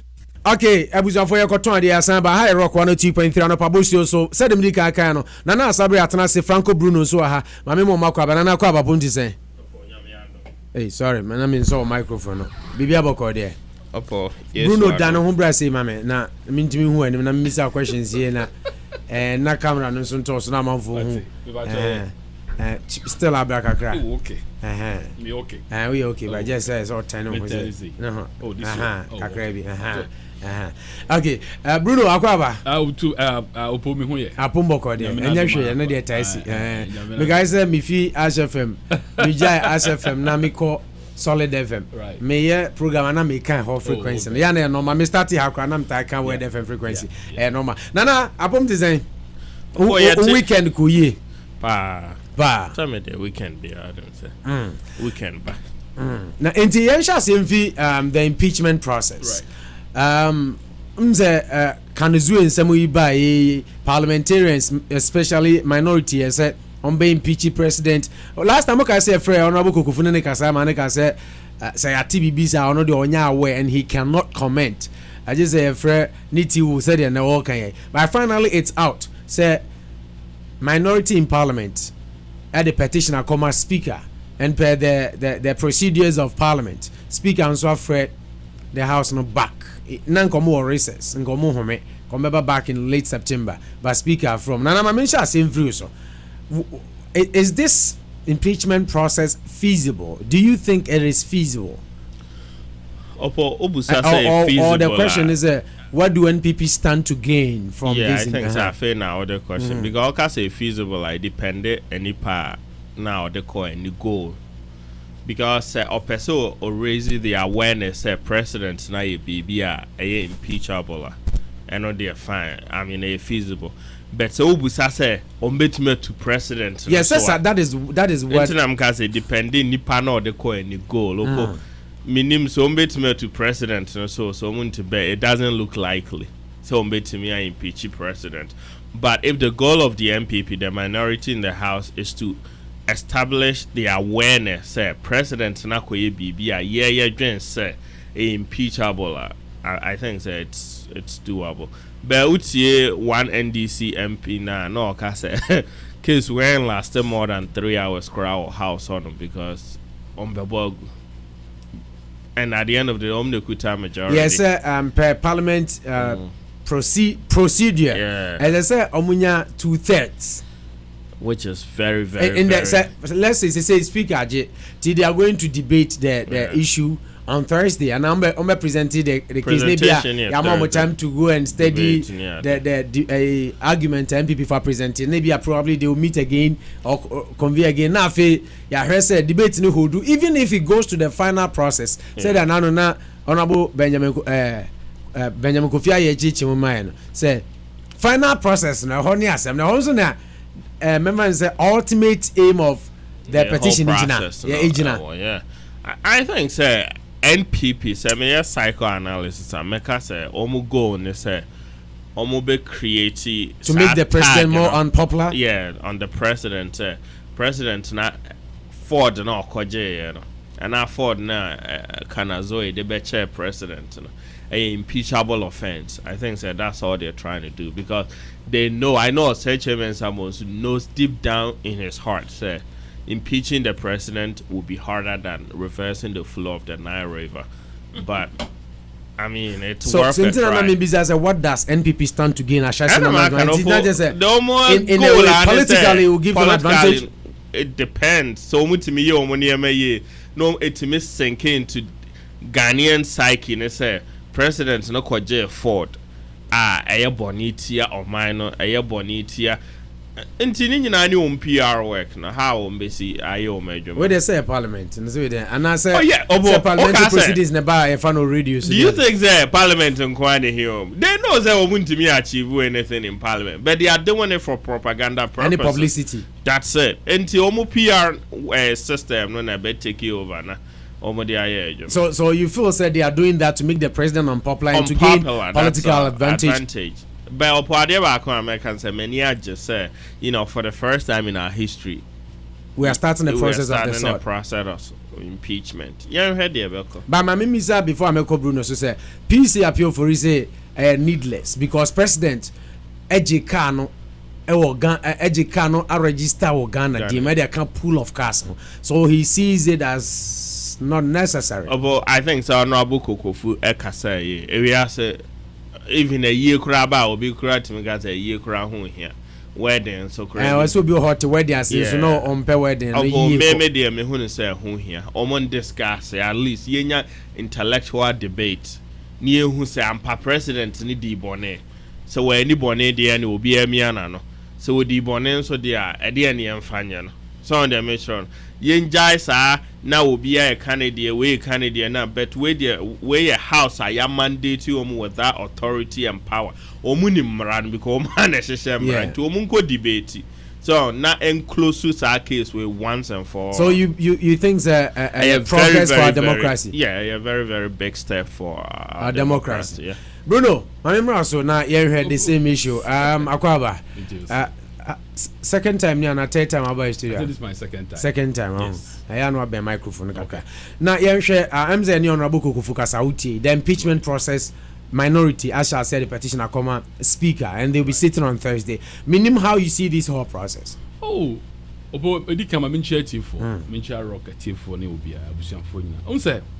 these are wonderful times in our history as a country. But opposing the democracy, so we just told who about practice here. And so we are ready for so many things. Some of its issues need be na aban. One, the mean say the time and senka whether the MPP pro parliament and I say minority no. So we yes idea no. Ma miss time ne kakra. On the time issue no bar out no. It was very high out there. And in fact, the basic thing I see I can say. Do we have any standard laws in our constitution that just say president intimin GB bisana? That is one. And number two, the president a committee such actor. Is there any standing law in our constitution that just say itimi impeaching ana? And number three, is it a law ana? I mean, who said bibia ye omra? E yes say who said because me kai pass example, Tama Jake Obichebilam to owu ye tall. A diner not I know do an ocean mic and so kaya a diner na or team na Bangalore na or court process no. All that the judge said ni say emra bia ni wa wo ma dey asem ni court no e di gina so aka say Jake edi for.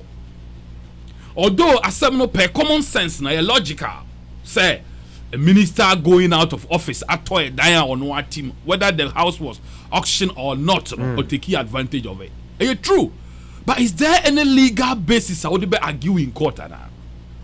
President Mahama, if indeed it was a gift or G without the state protocol, where? What I say?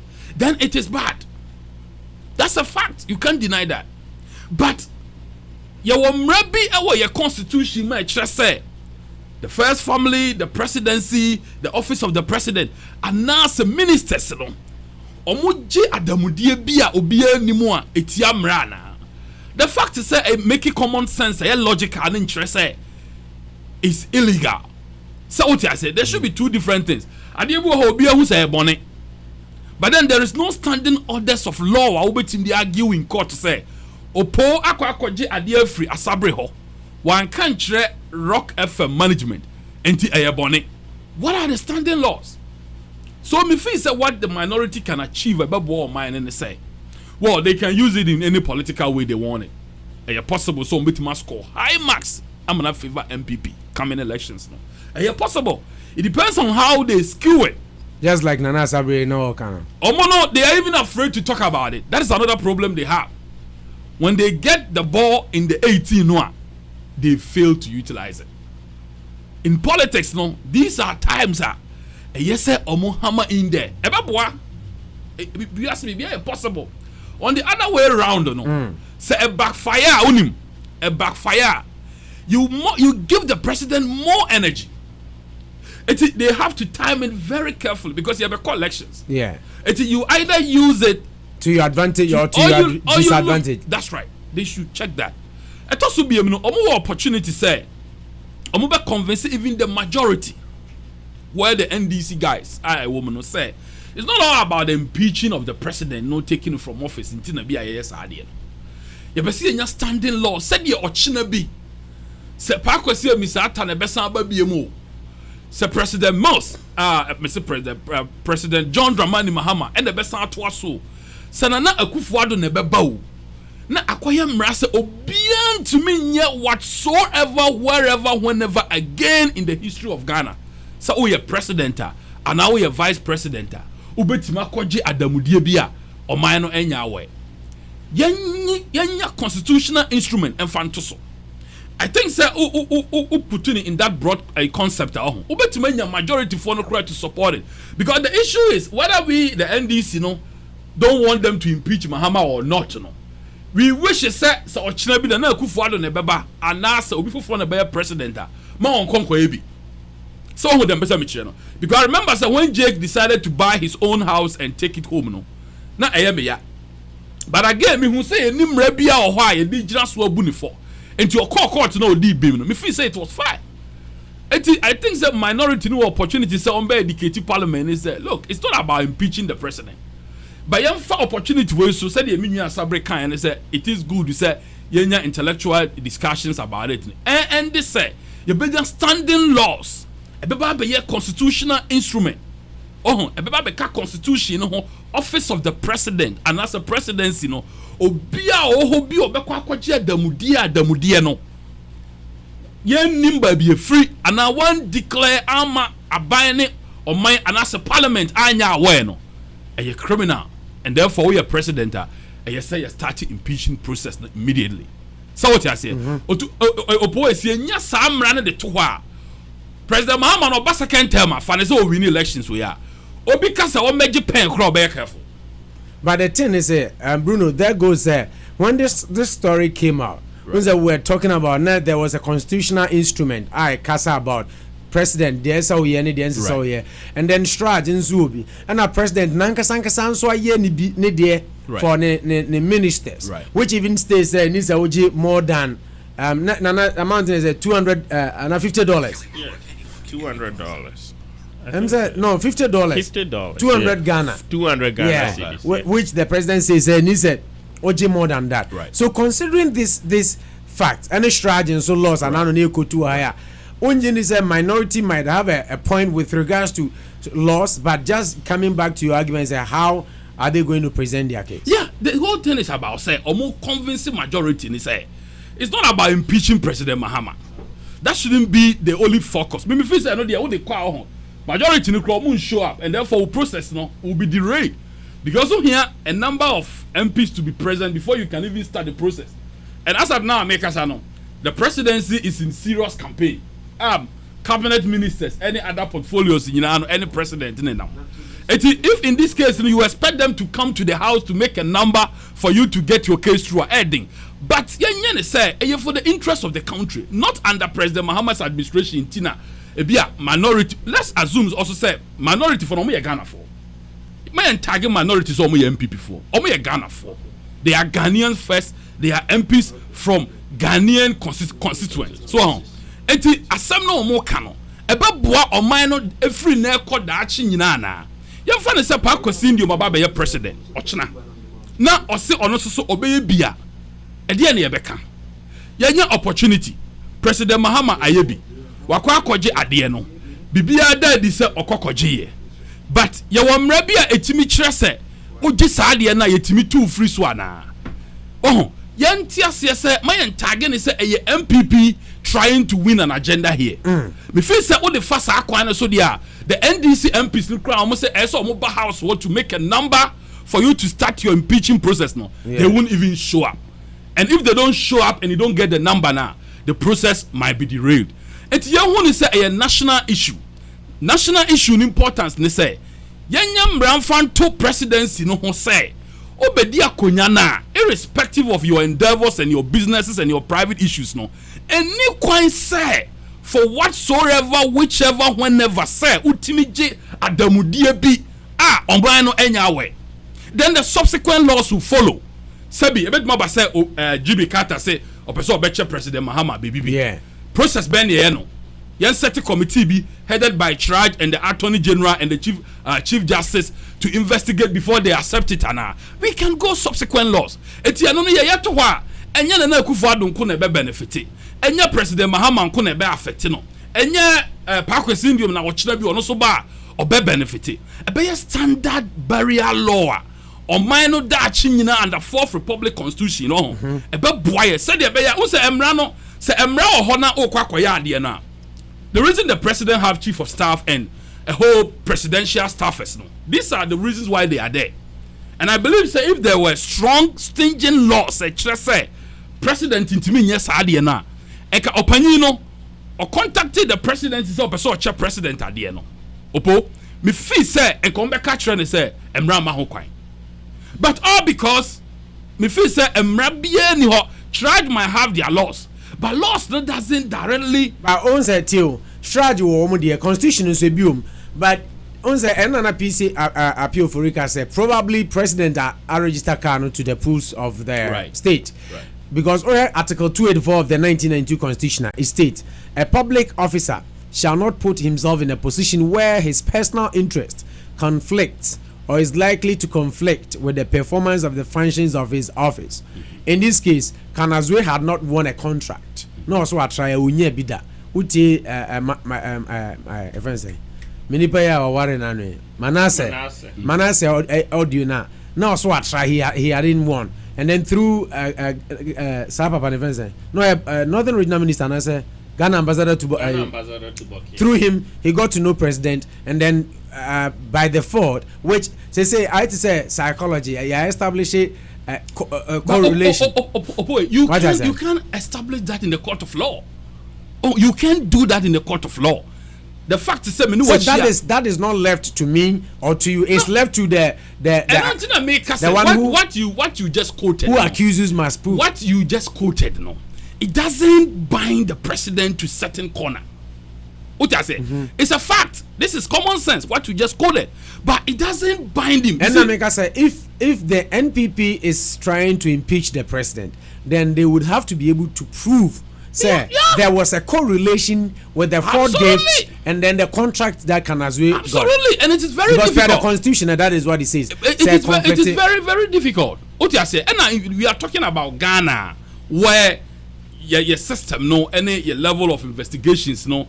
Any name be because okay, section 21B, right? I'll say a public officer may not accept a gift, favor, or an advantage that has the potential to influence the proper discharge of the public officer's functions or judgment from a person with whom the public officer comes into contact in relation to the public officer's functions. So it goes back to being able to establish, say, Kanazwe gift to the president. No, it had connection with contracts now here then. But per common sense they have a connection. I won't say here to prove that fact. But it's an argument against an incumbent government. And we are in Africa where democracy no practice no.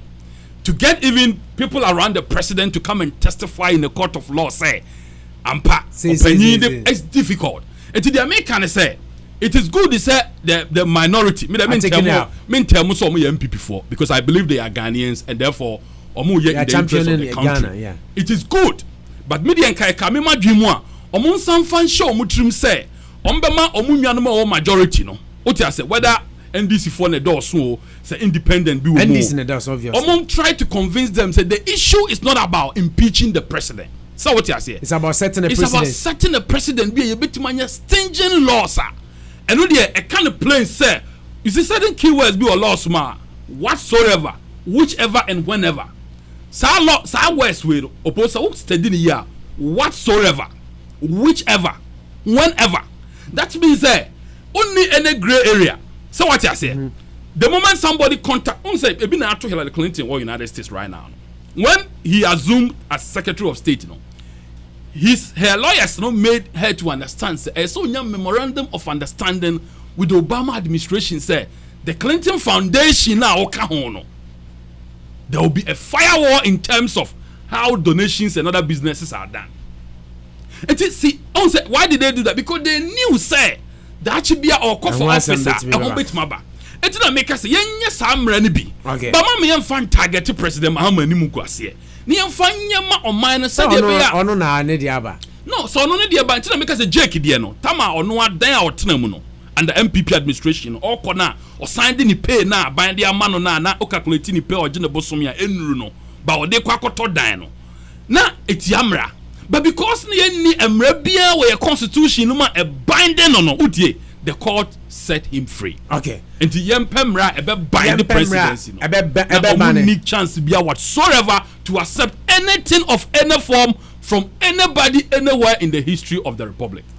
I rock 102.3 no pabosio sini na moment share next topic quickly and I bring you Janija na ye no na ye kwako piem wo na nado danko Akufo-Addo na nado e the one village one dam project aba na no na wo ka say one day street one factory enye feasible wo say omunchechemu ma hu where they will get money to do that in short no kra they will say enye possible to you. But and then or the one me say not possible in 8 years the possible 8 years now yes say no kwa no say Akufo-Addo no kwa say no one can 8 years the next 4 years now operate till 4 years manifesto 4 years sorry yeah and then 8 years and then 4 years into which means you still say it's by possible baby by 20 the longer future years, yeah but and possible within the 4 even though the 8 years graph is 8 years grand okay into one district one district one district one factory dan one village one dam poor Akufo-Addo I don't know yeah unse here visionary leaders because opo baby o minor draw no here leaders are on bedwen no mahwe kan unse KNUST people have come out saying say yeah feasible but NPP asaba bonte say feasible science approve say feasible Apo, northern yeah, and the entire Ghana. I'm saying, yeah, specifically northern north, no north, village, yeah, three northern regions, yeah, into north, upper east, upper west, yeah, all the 3 northern regions. Every village will have a dam. Apo, yeah, dear. Just read the story and share vision to the cancer and analyze. Yeah, may try to myself put the rationale behind it near good. The rationale and say be improve upon agriculture. Yeah, agriculture. Irrigation because Burkina owns our here Niagara Dam now. Omutimi irrigate a very large section of agricultural land. Opo but Debia said they make one who way. Opo yem fada krope ene yede eye bibia. And now dear presidents and as politicians are also umtias and say ye to abama opo eye 4 years. Eye 4 years near to abama. Opo maybe mum de obusami ameka say adewe so it's just like one factory one district no opo a very laudable idea a idea see etimi ya ankebe boaye a idea ankebe boaye Greek but opo it's not possible in 4 years one village one dam opo idea ya na say muanwa wo Akufo-Addo bo she bebre ho say o she bo say ebe say no say kate government revenue wo baby o unzo say a port honum kra no duru e bi na omo ka so ye betete so say de be ya ye de niema opo say mani nyana ma banye sika petrol betete petrol so petrol unim ska banye free petrol because last no mo interview one economist we no ka say o hwe the why tax system city e Ghana na a lot of potholes and loopholes wo ma man for famudwane but petroleum taxes near tax be a binding to me nyina because I easily accounted for no so enti honum na abinding a chunk of nisika every enti who sa betete aban sika so now say ye be sir ebinso a na or other ways to devise other ways but so far Akufo-Addo anase MPP omo nkyere other ways omudi be de so omudi omnyamba beto abonte mebre na ma say we omo kan so NDC betime area so before how do you do it and the NDC do opo let's be honest say SH free SHS yeah NDC for you they couldn't implement it well because now the idea in the buy so you might not necessarily because the input midi kan ka say a laudable idea say ene ya magically Angel Gabriel Bagana no wa yen say and say Angel Obi ni ma yen say na dams above villages what the 3 northern regions nyina anka mani beje philosophical thing opo enka beboa ye agrek but opo a long term goal enya ade bi a ye campaign promise ade bi opo 20 30 40 every 100 years ade na all kind of sad so because opo nsu a ombenom kra go to north opo sometimes let's be realistic much rather north but you know what Kofi Adams nso ababontin say Mahama idea and MPP for you. Opo say Mahama say Akufo-Addo. So it means the two political parties buy they all buy into the same scope. A laudable idea sankietimi ya opo nkeye. But enya idea one party be betimi dey abe promise say monto abama na monto mama within 4 years span o me dey meye. Untimi opo untimi. I don't know how NDC MPP or mo be spending no better opo 4 years no opo mo wen chene botokra omuntimi emma every single village a dam opo so wako no for that you will see said their priority is drinking water, clean drinking water, not dam opo ensu a nantwie tiem no ma pamo nantwie no ma saa no so no that should be the priority. But listen to Kofi Adams. It's like whatever good thing the NDC is doing, the NPP candidate Nana Addo Dankwa Akufo-Addo has devised a strategy to say that I will do it. The one village one dam is not possible. It is just part of his promise galore. Where on earth will he get the source of water from? Are we going to get the water from rainfall or the streams that have dried up? So Nana Addo's promise is not practicable. According to Kofi Adams, no, also the project being talked about by the opposition leader is not possible. And also ye bibia otemoni say northern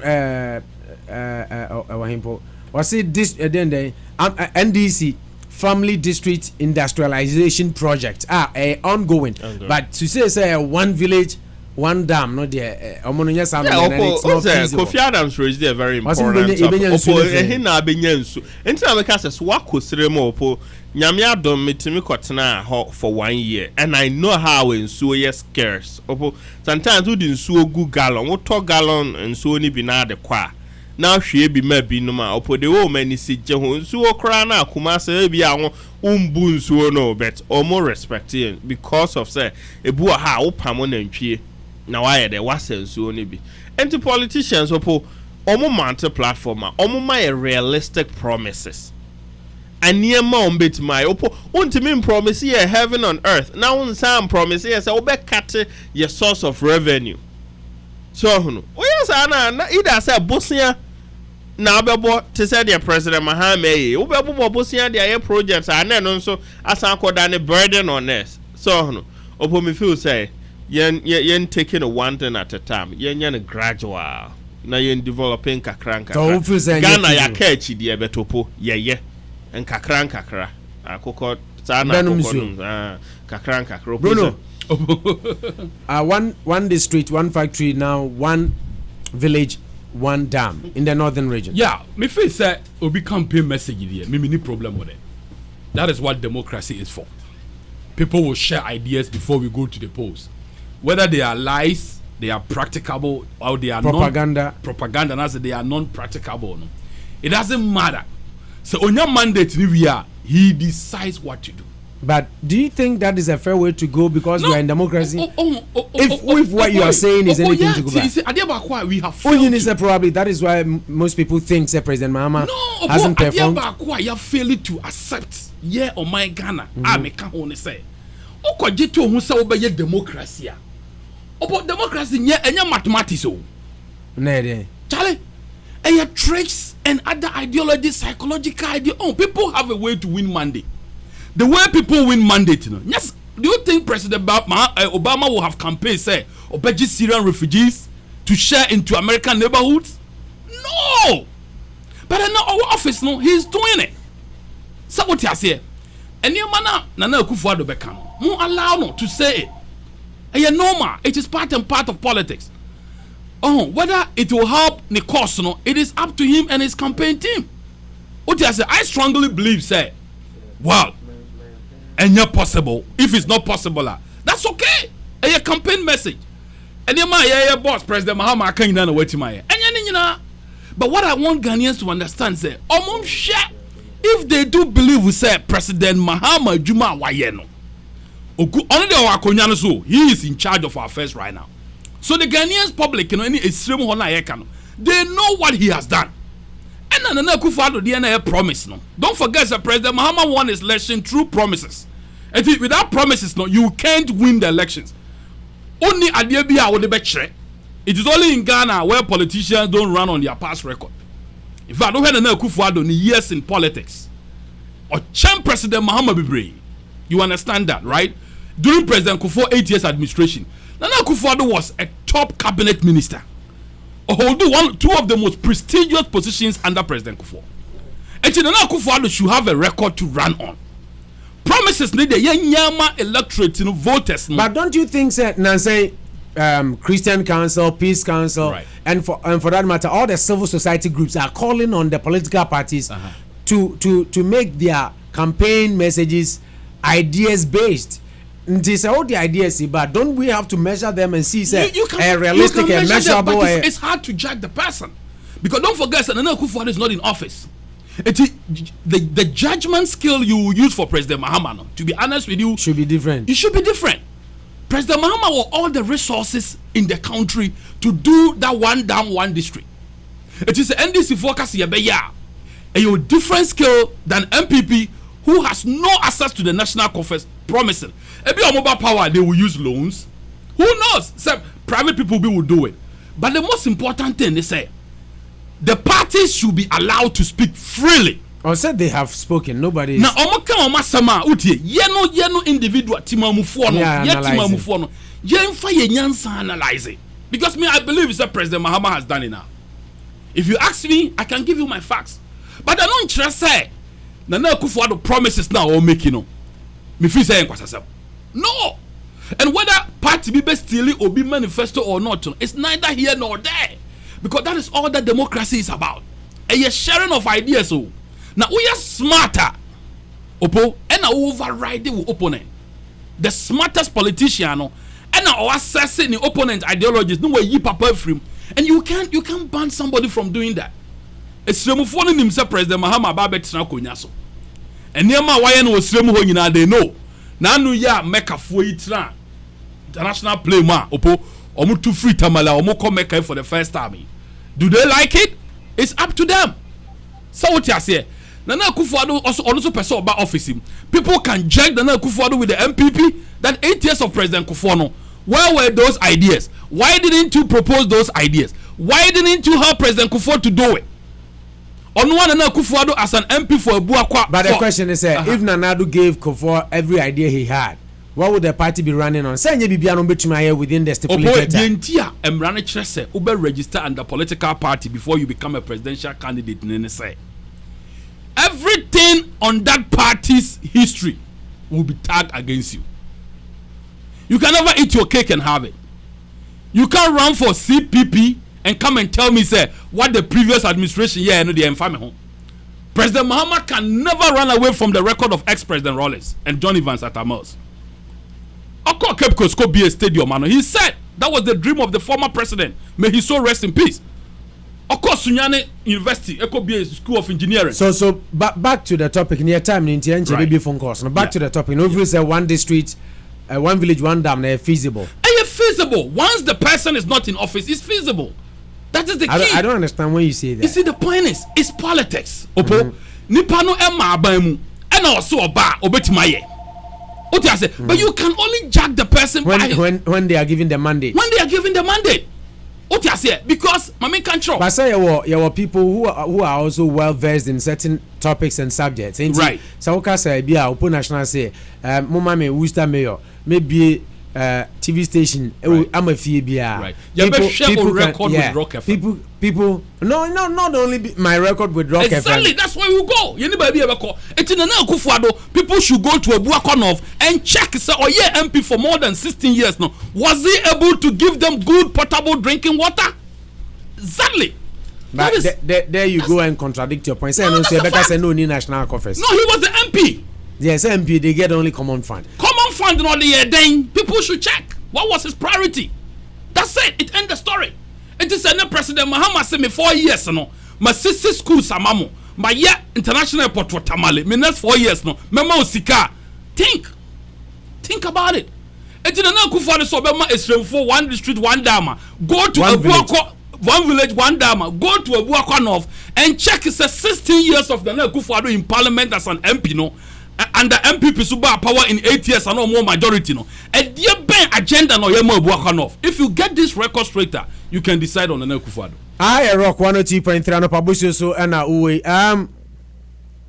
Nana Addo Dankwa Akufo-Addo and some near you but Nana nanka me hwe say you better discuss it quickly politics of insult. Now unim Kofi Adams ababonten or say omunye doctors and oma diagnose Nana Addo with cancer. Unza utie story na say omo magazine bi babonten na oma tag Nana wum say Nana wo cancer je say edi bebre amanfo ani so yare kran tuntumi mu o man no so why should we give him that Kofi Adams ababonten quickly said was the NDC not a hospital to diagnose Nana Addo of cancer. And let's hope say it ends there. TMA phone lines Nana callers non join here. 508-926-8746 508-926-8746 and now 508-459-2673 508-459-2673 and then some of Yabu boss no be a minority in parliament ade ensema koto speaker of parliament enim se omampani ni Ford car na ogie no da bi entwe ye yantwene sensen into impeachment process on betena so yawada any honorable Kokofu MP for Bantama on the ticket of NPP akasa eho ena na ye hwe na Nado Bosha odi akoshe esremufo se Ekurasi bia one village one dam eno na ye hwe se feasible na enye feasible akwasi prat enso se enye feasible ni ba bebre akasa se enye feasible ba na Nado Dankwa Akufo-Addo ene ni team there say from science feasible eno so yedimu enkomo kakra any many other stories newspaper review segment no ye bobo ni nyina so eho obetumi afre Nado adwenkyira ba Alex ugina so ba ma menko ofadusi ho ofadusi konkonko me ofa wagina so ache owi ana Alex atwaso me ofa yenko that's Mechia Minianuma Amo Efidin Numa Amo Casano, Ubiat Nadwin a year. Dopo maybe so assemble. I last 3 years I came here to Abano. Yera mam 200 hour. This is another community bisa meboa. To say Fiemiensa and Bosumin were Trina Abbey. And so as I watching that by Yera Mama, Makuma Kwan here with me every cry, Ebisao. The other century, Miss Lewa, if you get what you should not for some unfolding. Nana Akufo-Addo, Nieti Oka saying, and said, could be anywhere, Yelfa, and Nipa, a mamma, so a mayajuma, Amanane, Yamati, but could be a company a private. So I bet me community back or North War. Ana baby na me ne abrofobia kabom say ye pese ye koye dam ho na mo fanye amofudia opo mabo aban ma so aban na sin anya aban zika mi ana amanane na me de ko we wo Ghana ho ye weska fo bebre Ghana ho a o ka se amonkoye se o ma won kwan se amonkoye se adwuma wei na mo sunya ho faso a opo ambo iska na ye na ti nya na Akufo-Addo bottom no obi ya yo wo ko pro oba wisa ha ya ni na di nkomo wo kokoam Oko obi so mountain bebre but no okoso amadi nkomo kokoam ya fa matuga mesre eti de wo ka no wo bopo ne chemati na nam woni ba omi na nam woni executive pani wo bebre na nam ama na ne fo bebre di na chi amo ye campaign eti ne o ka no esi wo nim ye wo woni timuti na wo mo mi anya no bobo Ghana fagiatum ni na wo ko Bulgaria ya nyina hwe enipa dom e ko ha mboje ne so ne yade amuda to ne so mi amie ne papa na kasa wo se mi nie kasa wo mi yam mitimi kasa ajane be na mitimi ni nya mi hwe papa no no hwe na sefo okay me de ma se ne waka no obi a o se oye Thomas bia no onyina nchai no ko na ni me da se yenso da se pi mi ofa ba ko pedusi konkonko Alex Oyanko Masa na uko into wilderness ana. Oh, chala you be very in fire charge kakao. Ben da bruchra brabo part 1 and 2. Yeah, opo just a quick Bruno say Nana Addo kontra Buaka. The same Bruno who sat on the radio and talking about with your MP who need any so development. On Bruno na on radio station 103.5 and 93.5. President is different from being MP. Upon the entire your system the development in mano. And no na baby I mentioned say this is now any airport a mistake. They are there to work for the president. It is monopolize capitalize on political days. Said the president, but in a corner on my day, and even though any point appointing on the terrain economy the person doesn't know that. And the priorities only when you hear how should you appoint somebody or no because of politics in the appointing so on American so whereby I am for not any committee for no only problem. There be a better say the system of say appointed DC and never develop the brother and also a mountain. That's why MPP President now say none of the suburb change it's much Obama in the channel or other MPP, PPP or whoever. No, but or the society, any I'm for no, ever chance say no. You have when here, the Coco Nomito, who come to a Coco company in the banks or other institutions almost this can pay near this kind of the president's office or no more misuse can. You say, come on from the back. What do you get one? And you say get already in the circle, friends, the president of Yasana, your side is kind of no. There's a percentage more a better you want development. It's all cafe. We can do sometimes because of being the government. Anybody don't have vision. We need vision now, and all the time you criticize say or being you. Okay, yet what you say a crabby snap with a situation man. Government toilet. It's not a government who have to over there. There's a number pipe and you said government in a side is kind of free federal government to the basis every year. A whole economic casano, maybe any resources no, never be a more resources. You never subsidize the federal system. No, they don't have any plan. I'm to be Barcelona now, I'm going to economy. We necessarily more. Amount for to can not be no. You don't pay the tax, what do you call it? Import duties now. You don't pay right away. You should present check so that one time no man no check a car. You Makopa container by Makopa. Because we check at the same time now. Okay.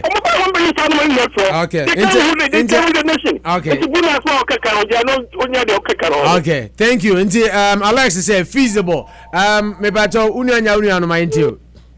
Yeah, me here. We start for. Maza, what done was sorry na ma ni so na kasa bemem na wo kele ja for. Maza me yanko gazi diagro ha. Maybe a maximum make an say. Yeah, yes, nko an betimi ayebi, betimi agi amani nko. Na asama me chene say. You wadi be say the devil you know is better than the angel you don't know. Mama Okuso yebi. Hey, your man 4 years in town. Enti no yenim sa at least wo ye. Na obia promise how many nyina no. Na Ghana for journalists and Torabia yana me di me ho ya kakra. Ana na mu bisa ne say sa wan you know so obeye no. E kwan men wo be fa so obeye. This is Busano. No, say the promise of man, bebrebe. One child crowd be fast obey. Sorry, I say, me in the Metima Kogan, I come promise me come memory we may, but will be a said you or you both as a country. The crime so now be found by your side. So, the giants for Musano, you can call the first because one park of young head into Metima Cassa, or you obey Mama, and you come and come. Obetima Obama a walk free rubber. Okay. Wait my catch yourself. Obama will be a car back. One with son of the crime vessel of a fan. A bad day. Okay. Mr. Ghana for young to about my mama. No one to Juma Power warrior. So what do you who's a warrior? What do I say? Yeah, that's the union, Mamin Father callers. Maminko, hello, me Bajani. Hello, Amakwabani. Amakwabani is already a man. I must say Ghana for us. I'm from him. Some Ghana called Mamin Picano because of music. Why? No problem. Hello. Hello, National. No, Opoku Jabi, aka Open National. Yes, Papa, I'm Bajawani. Hey, your friend, Odas. Odas, any Nipa Bajo over frame. The free, I just wrote Ghana. Odas, I just for would you just fine? Mijna, is on go dancing up. Okay, my interior. No, I Ghana for Afro. Is it a Yamel we are doing Kanka? Ben, there you go, so. And I did not come, Mr. President, can say. Maybe a President Kofo by or Bashabo. Young we dam, President Kofo, LPP person, or Yato, Anna, DC for by no movie, and I say, one district, one factor, NPP for, when you did Emma NPP for. Young Mama, all about what she also basis school time. You must say school to do it, down to do a thing, and we see secondary school to do a thing. They say, I am my secondary school. Opo Ghana heading and secondary school, obey secondary school for 4,000. If you 4,000 plus, and then obey SHS. But for 4 times, now SHS for you could free. Or many way, then, design and I could say, obey one district, the obey factor.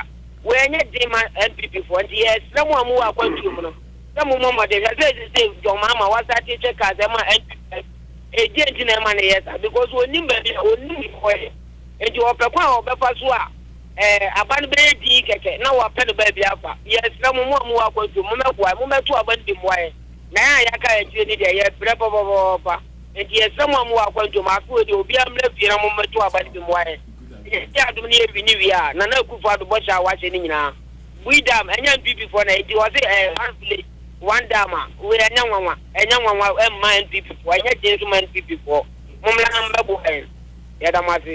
okay yansia dase ejuso na hey Bruno nim jeso okay amankwa ban yanko yeah opo me dase na me chiamo na me chia atiefo nyina yeah opo ri di kan meka one village one dam it has become a debatable issue as we are speaking right now. But ask yourself, if you want to become a president, do you just wake up and come to become a president without having any vision or plan for the nation?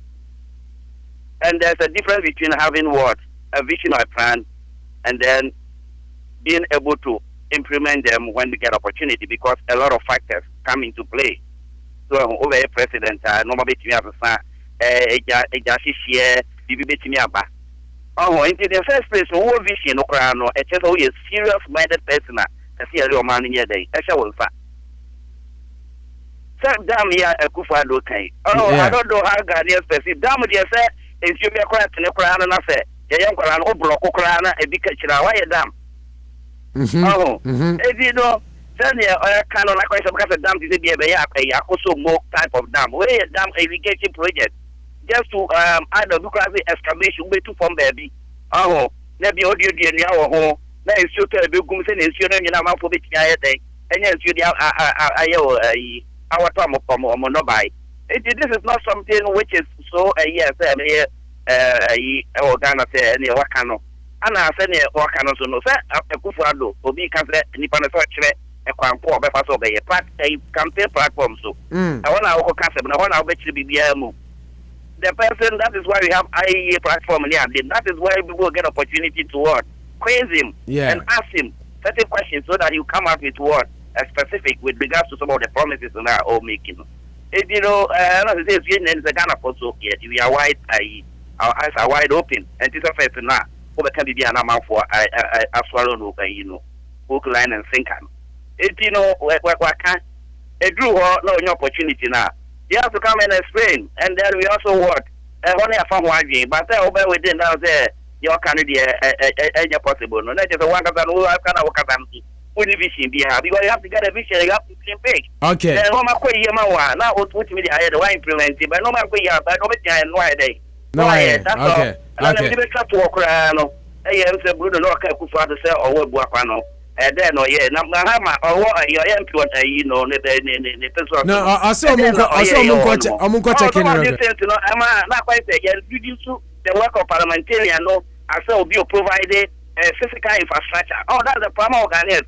It took a young people and that's enough as a woman for a scholarship, bomb because school, because when you physical infrastructure is what people don't see it and they don't value it. Okay. So Ghana and India, what's the toilet here? We a pipe and that also why the developmental project. Oh, that is a problem. But investing in women and people, no, I think these are more important because at the end of the day, no, what's in your back, more than you be the above mine, instead of always thinking that the NDC no a mentality of development. Me na see school day. Me na be way. Say that's what the NDC is doing. Normal count to be a MPP. Then MPP come and propose to school. Okay, thank you very much. Me da CP Minya Bema Amankwa ba 508-926-8746 and 508-459-2673 unfortunately na inya 233 number BM Sanu Segana 508-926-8746 and 508-451 hey then I'm coca 451 459-2673 hello hello hello hello oh I'm say nipa kro ntumi anyina so 508-926-8746 508-926-8746 and 508-459-2673 mama pick him next caller me ba cho wa was no my radio set no volume no go from back mama 1 second na manya Ghana call na me fa Ghana call no first me ba cho hwani me ba cho bla yes ma'am na that never na ba Ghana hey and I will be afraid most of me na me enche me ba Ghana beto aba why ba cho mu nyina mu mlefi na mbatu bi mu ai me ka za free kwa mo ye fe me Joanna SPG for a boshana the local father was so bit my president that have a kufa kufa baye what shall say na odi so with me any na dam ya o ye with me and time so no so na the mama bible be e ti what shall say you bit my ye here say dey ko be to amano but me about bit my ti the boshiri na so amaye etia mo ho nyina mo akonto mo nyina mo nyina mo mla na mo matu di maye do mama fish no o aye do they say school ya ma kwani go school they say ya ma kwani go school kan ko se ba ku fogotom o ni se ko se ba ku fogotom awudi fu a wo do mo ba Ghana they say o so ni just Guantanamo so o ka 2 city to just eh o frɛ he kɔ he a wade fa yɛ kɔ o fi jusu ko kuma ayi kroma nta ma kɛtɛ 2 city wo pɔnne ma so yɛ ntɔ mo so ko so pare so yɛ asɛm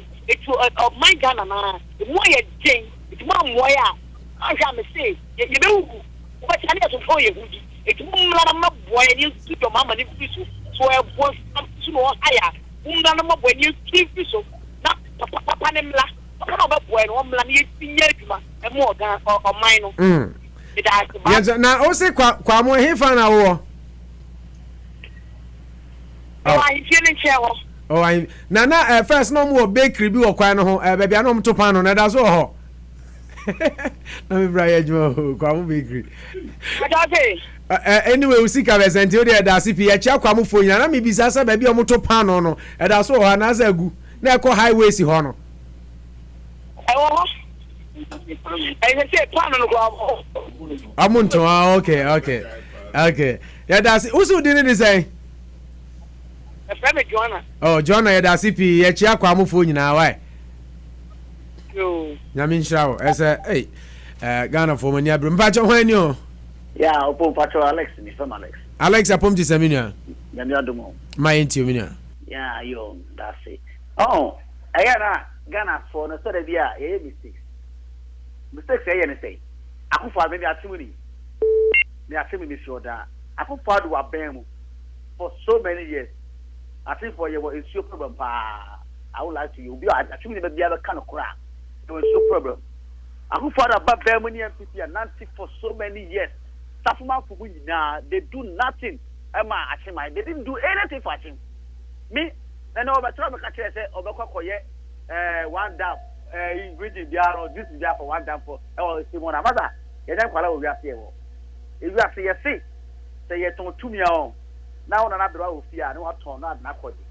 na unya 2 minutes bia na de 2 minutes akwaji na brother officer ya kwala na obotu buto gana for ni o ma 50 promises ma san yen kwala so ni mu ya opo edu achim ye o set example say achima is a mo yo ki won su no because kaso we bia ye ni problem mo onya ni ko lo tina wo ye je go for gana for no enen kwala sa masa o ka po kana che no won sa on ka ta fo yes, that's CP. Okay, 508-926-8746, 504-592-673 on the Pabosus in Pachomani. Yeah, Krobia, what pump to send Pachoma radio no volume no from 90. Yeah, that eradiasi. My intiwe. Yeah, Ghana politics no media said me who say wa wo pay akonya na die no. Di obetumi aye no na waka. E busa say na obefa obeya na wa kyerɛkyerɛ mu. The other opponent is between me, no so abeka, no so ajechimu. Na Ghana for no washe. The Yajina from our Canadian near Tua Banaman. Now, what the other side? Now will be a me you can't wait. If you want to me, and no, and your politics. Kadi will bet to me, no son Kadi will bet to me. You threw a Ghana for now the Ajana Ashe. Now ya Tua Banama Mubak. Honestly, we na me. So bet to me, you want to me you. Enye how would the answer say won so the obetumi aye na so waka kwanya befa so be no waka then the Ghanaian the people of Ghana will decide so now we say obi say onye hwe e wo ne krom the whole Ghana as a country you will see problem and two sociologically you say the higher one climbs the academic ladder the more nationalistic he becomes and the less tribalistic he becomes. So, Ethiopian Kromanum near Yinuma, because of higher education, those are Kroman near my Bibri, only Krum, Kufuokra Basu Kumasi, Dian or Yenu Kumasi, water region crowd, Yama or change Sancho region. The higher one goes on the academic ladder, he becomes more nationalistic, not general or Genema or Minuna, and Nuntina Sebia and Sunni Eastern region, or Kano. The whole Ghana, there was no problem. Don't we have MPs in all other districts and regional ministers? But we still have issue problem and other problems. And yet, team solve Ghana problems once and for all. And no may use a Kufuado or for Ghana or for Onokwan and Crawford. Okay. Okay. So the American say opposition or the Omo between president and this would one between your Omonka, no one defend it. Na Kufuado so also between and also can we defend it. It will leave the Ghanaian people to decide. Okay. Na munya say won come there na do bia kana na mo say you want to me. We can't obey free SHS no. Nya na wo mo ba ya o mo atoto papa say so me on be no. Yes na no mo kai. National health insurance. One man walk out of Parliament House say enye one man vote. They didn't vote. So Kufuado before omo ye. And they are also benefiting from it. Okay. Wamunya sansam ne kan enya itie na do dan kwa Kufuado. Ka so mo de free healthcare ba mo de buy. Mame Ghana ni no na tough because of you. Me ba cha ho ani ono papa so ni. Yes sir. Akwasi adu jamfini nua be ma pombo ko de. Ami adon na me bo ma baso ne adu na mo ye. That's akwasi. Bruno who ya papa.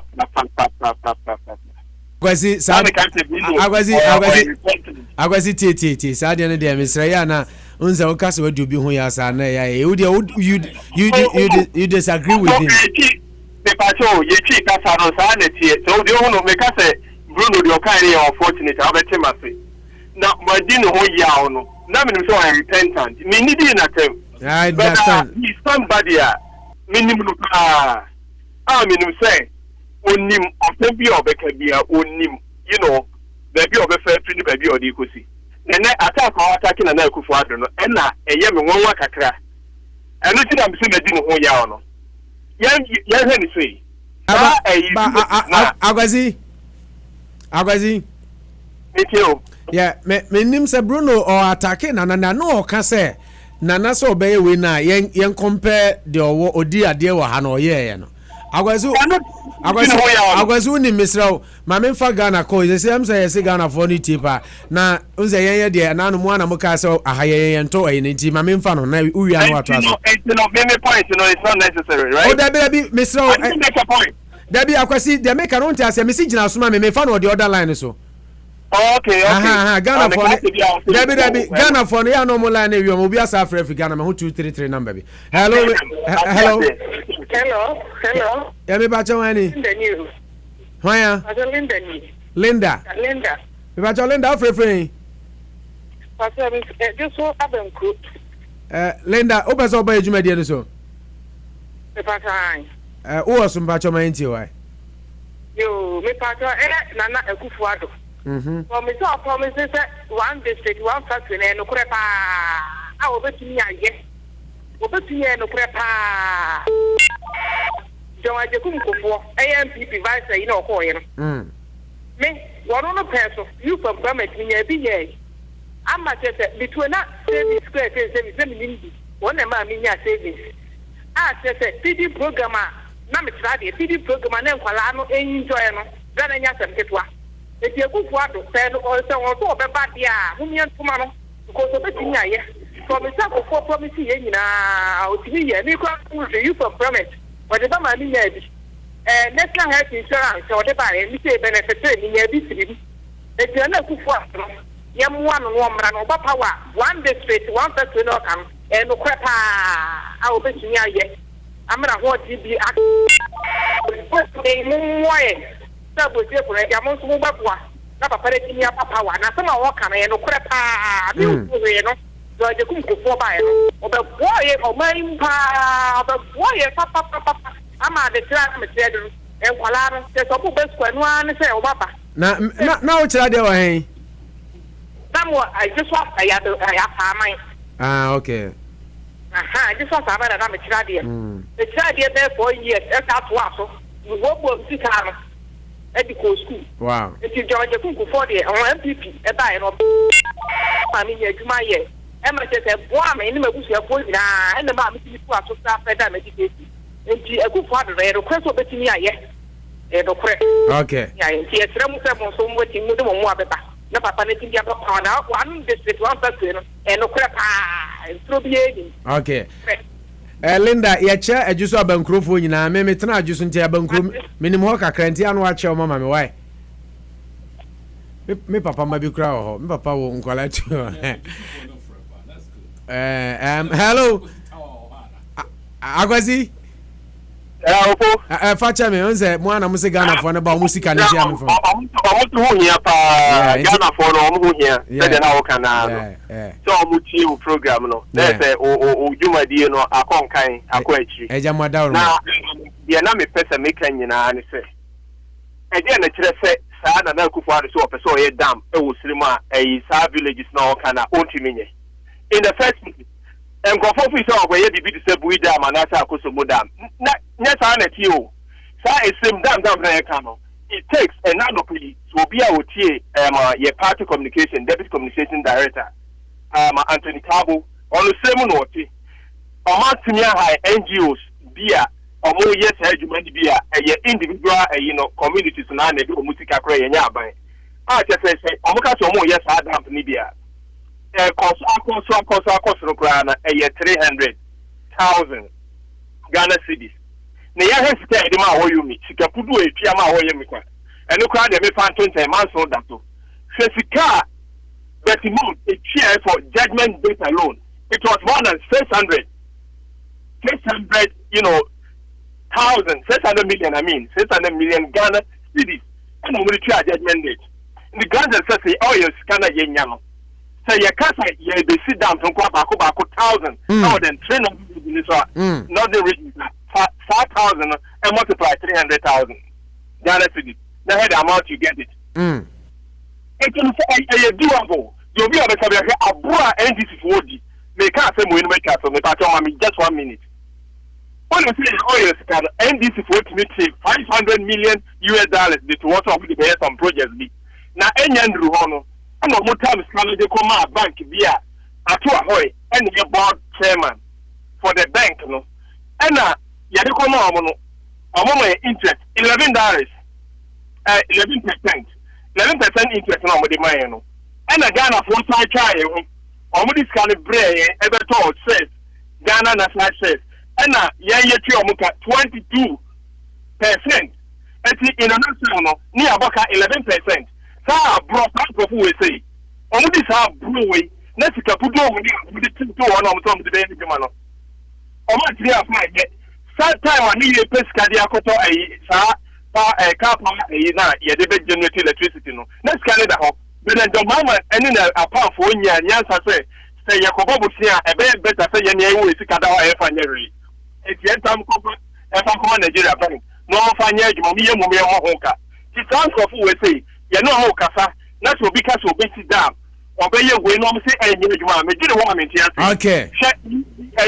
Smarties year o de ko e car branding. Mo bus branding na mo ko en nyesa 7. Nyesa be no wum. Abaya tiki e wo ayi 3 o mo ka. Mo ko plenty bi. Mama picture takotale bus ho. Mo ko tale so mo tale Bugana 2.9 million. Okay. That's what imagine better on one yes I say we on ko pass branding. On first can ko yen ye maybe. No bet me ya. I know so jin watching it. Edu baby I post one here now kasa. I'm one from me that's it. I'm one from me. Shadam one from. You are listening to the hottest morning show in Worcester, Rock AM Drive. Okay, hi Rock 102.3 no Pabushos ne we busa fo enche na ye sorry ne de dwumade e ba we ma me ko Bruno ne na asabre ho na Bruno se de o boy de me kan say ye ma busa fo nti ase say enye entokwa ana bibi sabi de me kan say politics no untimi mbe run elections. Okay, ma me peke yaw na we are hello yaw obo minu abema bom di sen Mind you. Obo. Yes, sir. Ni popo ma ya kan sembo ma nya 7. Opia wa na jini dio. But ya kan sama 7 ya mu nya fe kakra. Oh. What na na do anya shi. Ono ya president na otia ban so. The problem o de be no ayo. Ipusano. E tie be ban no ayo bole. I'm the Piamo Serena and Nato on Yashi or Crow. President not too soon as Karina or DT Coposian. Well, I never know at all. Sabi Nipan and Chen and Nuchu. If you had it all. So was a man and nothing on Yashi or yes, or by a foreign minister or one Yashi. Or no, your president, never know. You come on in particular, never know. Ati ya mama aso kwa didi na munya sansa na hokan. One president, one year and I don't need president now. One also pay one Philip one time. Yeah. Opa. That's one to ban yan this one. Yeah. Okay, so pay free education. That's one to win. Then I'm a farmer to papa so and you 140,000 Philip. Opa I want education. So one hour to go to Canada normal. A good penny. Then you know, Ben on your flow. To appear to the Canco Topotapia and show the hour. That's for one to the old beauty. But in Ukrainian, you're in. To me, 2 foot on more piano. Okay, Meda CP Minia Bema Yao. A papa we hajene. Mamim Peke Obia Maso twice, Majani na. Unya no ya tam naso mame ngona na nana yeah opo the American say opo obi nchiri for asem pakodo say Ghana yetimisi dams bebre sa eye yetimisi one factory one district bi a opo eye but yankan hunu say opo obi sha obo adwene na hu say ade we ye nipa na kan obetima yen within the 4 years and na say a long term goal and all can now wow it said the president Mahama ka say obesi 200 schools yopo schools no kra mododo say na wasi ya woni maybe wo ha it's more of communist inferior tactics than realistic like realistic ideas so po yen starting question your politicians na bosha o mo share yen separating yen hu de ye hwa o mbetuma ye ene de o muntu mame fa this last 2 calls na fe yen fa phone segment mary na mo mame na twem yansa me ba jon ani good morning opo odo ye wumba cho udin de sen akosia de penny akosia ya me ento nka na nanse eto nka ba ko last week eto nka fe ento nka opo nyame a ndc fo no ho asi ana mihia man voices on my program so pa na balance na kakra hunza Mate. Akosa menti. Program so o see about so ya na ya nkasa you know na ho nte. Edi se me bufu sa na me mpesa me frɛ. Ma bomfo akosa bufu de mwa apomden. Mate opo. Anɔpɛ die me frɛ mo na madam ase. E o munwuma pa mo nkoso ye ni gi ho nyame nhyiram. Afe ya sentieti ana meka. NDC for me see ya brɛ o mu. Ya brɛ o mu. Hey propaganda o me na sha ase. Enye na ne ebehu o mu. Ye hu o mu atra.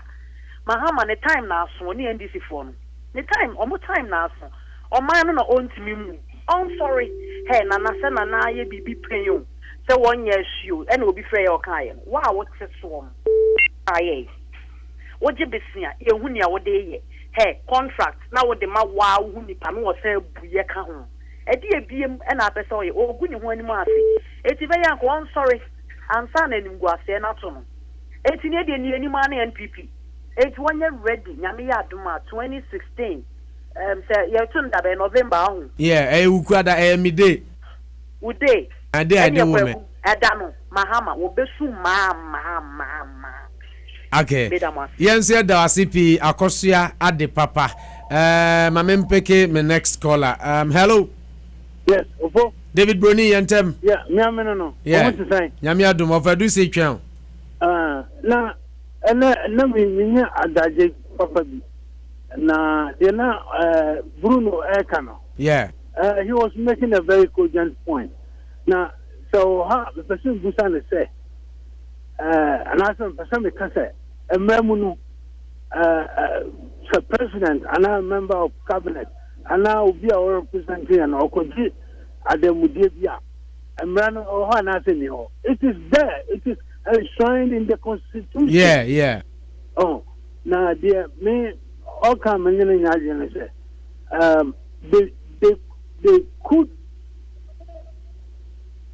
could impeach the president, but is it possible? Yeah, that is the question. That is the question to ask. And this is for no and more power, and you know, any idea about so. Yeah, so, but they could start the proceedings as a signal. Yeah.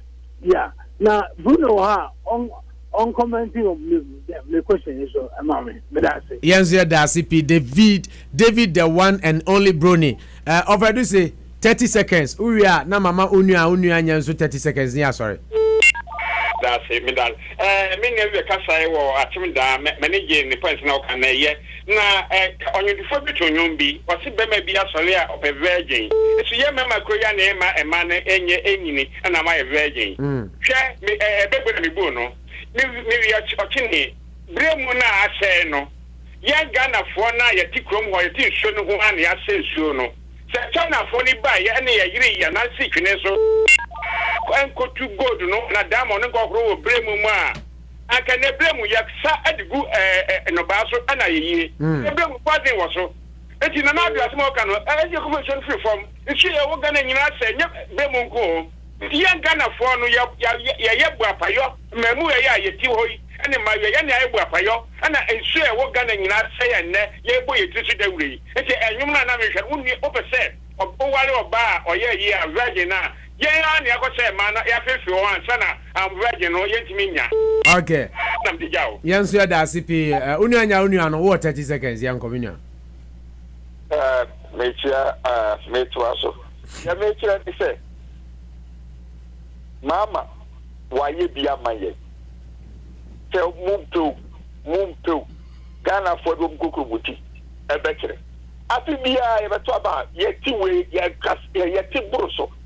Yani ya wie kura enso ye be wie no ni afa bibi dia hwe ya to abaga na say ni a true story ready ni aye wuri ni awe ni e kokot de ni de ya ti agro Ghana for no moti wo no e no mu nim na Joseph nko a e mo wa say obi obefre bia free Joseph yep obi obefre bia free Joseph they say be free kwamo o le gina fro o mo ni bo na gina fro ukrom ha wo who dada who dada mamia who dada what could strip what MPP NDC strong go what more friend MPP strong go who more be free same go I want to mama nya you and I say the omo mutie no ma frɛ omo mu hwe Facebook no ma frɛ half one of the bonnage in Ifra. Oh, David. Now the effect you actually say Ghana for no Send number a bus or number different number. The first ever to up and a now pay and this for my Oklahoma. Somebody a Libra so. I think your time as Massa, what time as me 30 seconds and nothing now over Cassatini. Bruno, my final summary point. It's a great opportunity for coming to you. So many but maybe if you say a telephone opinion a well taken. My only side of issue I can say I see a tolerant. So what I say me cassette na Akufo-Addo near my work and want to me. Me say me my dream no. Okra say feasible. Feasible. I didn't want to me. E dey ben Bosha na nipa be show we as President Mahama. O check school down now we're seeing right now. Or the 1 year. And no 1 year. And no 12 months. It is all divided 200 by 48 months, right? Opo. Now her number we're seeing now who divided by 7 months. The man has done fantastic job. Then Akufo-Addo bet my and a dam no. The media make can say me my dream no. Obian running on his record. What I say? President Mahama Eye campaign 2012 or running on the record of Professor Mills and ex-President Rawlings. Nana Akufo-Addo has been an MP before. Why Attorney General paying? Why Foreign Affairs Minister paying? These are laudable positions in politics and in the democracy of Ghana. Why one of the greatest guys we know him. Maybe they may say Nana doing here say campaign. We want to look at his record at Abuaka North constituency and see, say, what a priority it is saying under 8 years of MPP and his 16 years as an MP for the area. The Canadian, Yanyama Ghana for some more here. Nasa in Suo ya Abuaka dia and your dam no possible. You are listening to the hottest morning show in Worcester. Rock. You are listening to the hottest morning show in Worcester. Rock AM Drive. You are listening to the hottest morning show in Worcester. Rock AM Drive. Okay, a message from Alex Bamfo. Or see, NDC should let us know what killed the late president. NDC should let us know what killed the late president and leave Nana Addo alone. If they know how to diagnose cancer, they should tell us what killed President Evans John Atamils. And also early message. The BMZ we were mass. My main picking on that. Yeah, sorry. Hello. Hello. Hello. Oh, too bad. One got near time now, so we tried considering you, but I'm saying Lionel. What is not to be will never be. Abuja for Hana did you made any see a Carmoni Ashamobos and Yami Admo Channel Pounds, so a sign of Bishia. Your cofa piece, Cassiabono Wipet. Na anymore share kopim from Tobre. About 12:31. Minu Abema Kumfante is up next with your funniest mid-morning show, Work and Happiness. And for San Coffee Dino. Oti Minu Abema Franco Bruno and Nana Berma Asabre Soten and Oti Lien. And Aminu Abema Kumfante. Me and Medi Jumedi Uchame Medindi no Opoku Jemfi. Don't forget your Kogana and a honorable Kokufu NPP MP for Bantaman so Edin Komo Ewo Jumedi. Nyami Admochna, Yababo Homadeni and MPs be bring so Akasa. Near Koso Ghana be a show was said. Na the bedroom rock dear one pam jene odia na odia sem unim say krum ha de as they say the rock button team baby ya fa na echina unuanya no mama na be fa course no say or say obi the vonage na efra no eba echire 233 enze na me hu na I'm happy say omo text me on Facebook boy be grass or say me ofra me mfa ne de o say hwi I think so o say ejuma na dretche which is good any pa me no omo so omo free say hwi omo so omo free sa boy o say friend Nshiraba friends ontia no mo hwa no ma text me say what is the number say na through Facebook and so tina man for nya number no mo friend I mean just like we say we are a program no the Ghana for Ghana for na Ghana no kwa baso na man ite cause omo na omo nim omo team and omo feeling but unuanya say MPP stronghold no mo free and say a fact so say just so unse omo free ning na just so yeah just so kwamo Adams Abankru. Now you should cry. I'm more for that romantic. I feel votes to change you. Yeah, sure. I just say who said the whole Ashanti region. I know. Apart from Bantam, Mimi district. I just say district. Okay, we say for you this year. I mean, I had more time for a son who be sharing the full fraud. The Abramo bike. I say, come find the Work and Happiness. Ever Tom so we pet. na ye copies 104.3 akofa major news bulletin edi abremo ye news na ya bebo mo jum kakra na bono na ken na Ohima the one and only Hetty Ohima de wo ye more now the drive time special the abremo Opo National has been your humble servant me pacho until say besenhia anwumre e wo Ohima Hetty program so na me the drive sports the abremo there. It's goodbye from me and my team to you. We are out. You are listening to the hottest morning show in Worcester, Rock AM Drive. You are listening to the hottest morning show in Worcester, Rock AM Drive.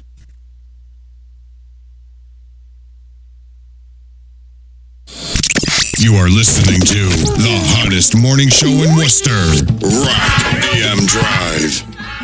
Labor Day weekend Worcester Bayer Day Shannon Sanyame Aduma September 4, 2016.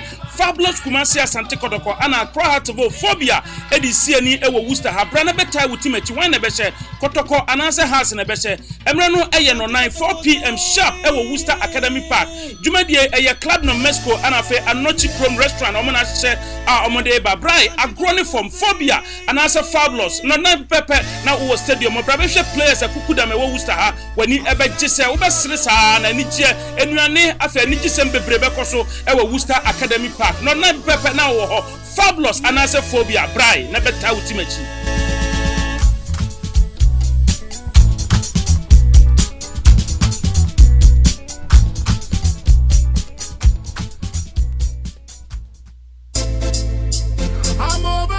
Afracaba Multimedia is one of the innovative and creative media houses in New England. We provide photography and graphic design services to clients nationwide. We have been successful in providing photography solutions from weddings to family portraits. We capture your story and preserve your memories. A media house that throws light on your business through advertising. From logos, flyers to brochures and magazines, we are here for you. We are located at 1114 Main Street, Worcester, Mass. Call 774-450-0000 or visit www.africaba.com. At africaba.com, we give you quality and affordable service every day, every time.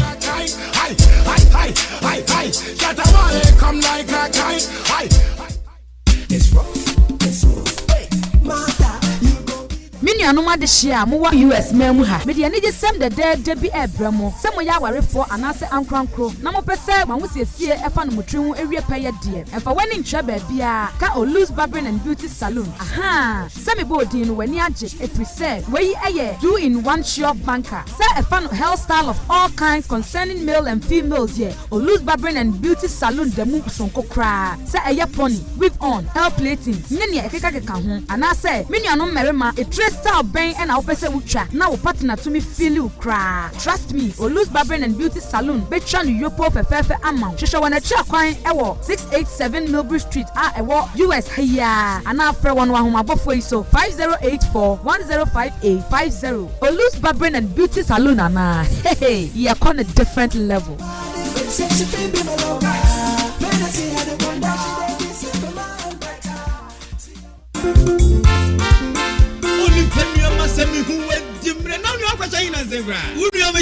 Many of them, Nancy Obi Mans won't go out ni. I know the Anukra near 3 gun and baby US ahead here. Unia, my 50 pa. Since a gun and an ability to say, Kobe, body out on some, a pentuan pesi, and Kaka, and now Banku, Fufu Panu or Chia now will you can give it your good side. Nina must have a do hey. Minabinamedi. Accra supermarket way. Worcester hey open Yabidodo. Hey, sir. Accra supermarket, our 48 Blackstone River Road. Worcester hey almost I want the papa and penny funny coladia Ghana can take papa be. And now you have small gave me never to kind of right here. Think I should do hard. When you be dodo. The any Jenny transfer, your money transfer, beyond transfer amount. Who bills, what if you on the Tiamo come on? Ah, Sakra supermarket or Worcester hey, one more gun in your so tunina and Tadian Padam penny for money, member dear. My well list to Accra supermarket.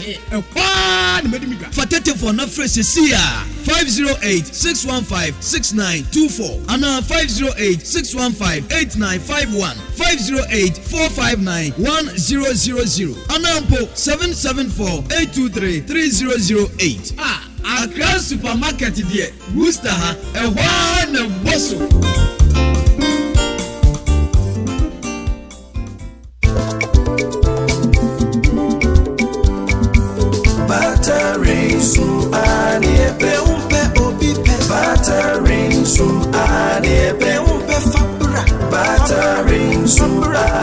Yebeto Amawo, battering zoom anepe. Biara of value, battering zoom anepe. The Papa Fie, battering zoom anepe. Wumpe obipe, battering zoom anepe. Fabra Mayan Tom, battering zoom anepe. Yebeto Amawo, battering zoom anepe. Yebeto Amawo, battering zoom anepe. www.batteringzoom.com. Battering Zoom anepe. Make sure say Worcester City African stores be brave. Now so Lisa's Beauty Supply, cell phones and African markets there. Edem befua, Paula Mantem. Hey, and your papa penny. Body lotions into my papa lace, wigs, phones, any accessories, jewelries, bags, tablets. You will kenke Gary for Benku. After you your Western Union, Vigo, phone bills, phone cards. I have a drop papa pansu woho. I pay for more. Please I say open baby shower for your papa parents here. Brabeche near ati free. I want more femu. Bralis I was here. I was 734 Grafton Street, Worcester. And a friend over 508-410-3613 and a 508-335-0499. Lisa's Beauty Supply, cell phones and African market. Lisa near and your papa near. Affection.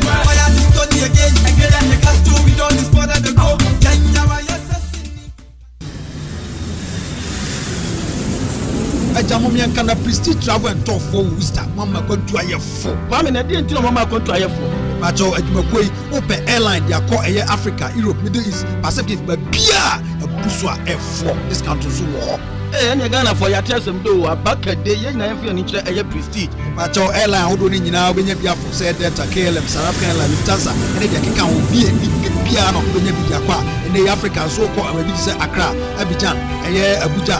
Banju, Bamako, Conakry, Lagos, but Biazo, or the discount to a Kawa F4. And as a ticket to why did it, why you did the amount of people in each other.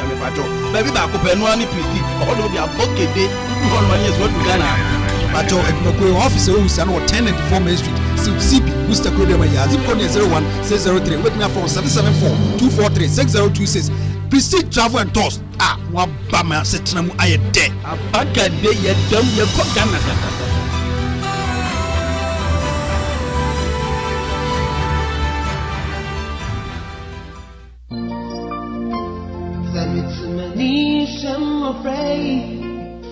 Ago, Brunia half of mine. Jimmy Sue Nyato. So be show be Sukumu. Anasa Obebuamo Bisuku Edimono. A yachedia sun kwan for soye pea. Nanso. Enya Quadabia, a nampo biano, Yasa Konye. Yama be brain o Hiani Abebresenti. Omuntumin Kosuku and into Mudachi aye bisi basa. Na sempo omubenya suku akwa. Ayana suku no ni akadie pea. Ebema disua akonkan. Enuntina Council of Bronga Halfway Association of North America. A Trinity Akase Kobana. The almost 7th annual convention Ebreo ewo afie mu September bosomeda etoso miensa ewo Worcester, Massachusetts. Brano so abo pepepe. Asemti edadwumade so ne say changing lives through education. Ahemfoni ahema ne mpanimfo bebre na ebeka yen ho amede sa adwumade yi abreo. Ohene adwumade si na betri so ene osi ade yo na najiman bedu do man hene. Na ansa oman a wo yamfo. Oba ahema na yebo apene a wotoso mienu ono eye kyerwa ahema. Na najo Jamina Sewa or Tosumienu, Bechem my hema, Honorable Eric Opoko, a Bronga half original minister, Kayo, Edano ye September Bosomeda, a Tosumiensa Ewa Fiem, Ewa Worcester, Massachusetts, Branon so Abo, Abuno 4, Mumra Mayan Kamoki Kayan Sasi, Nian Koboya May, Ewa Bronga half of Mantem, no Musuku call and conquer. Worcester, that's about this time I'm recording my yes, and China Rocker, Nanchamanto Radio. Wama Fifi. Rockin' baby, it's 102.3 FM. Rock 102.3 FM. Running your man, when the sports are dewa. If you some news and some Kwana or some direct from Ghana, hey, Rock, what's about more? Happiness never decreases by being shared. That's why I listen to Work and Happiness on Rock 102.3 FM.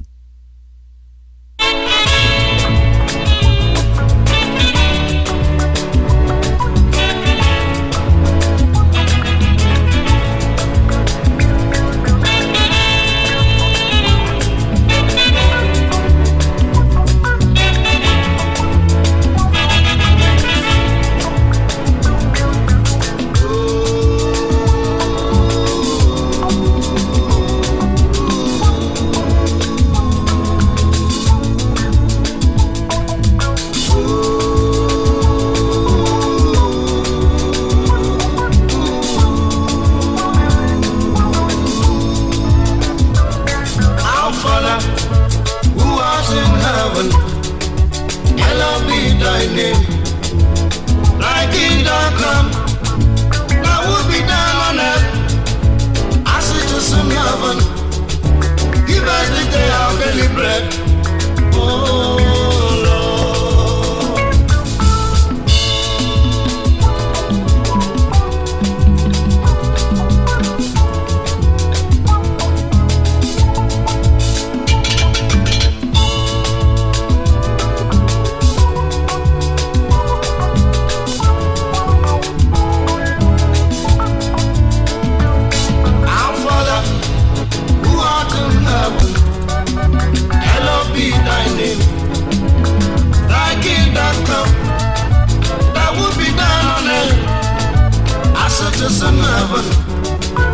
give us this day our daily bread. Oh Lord.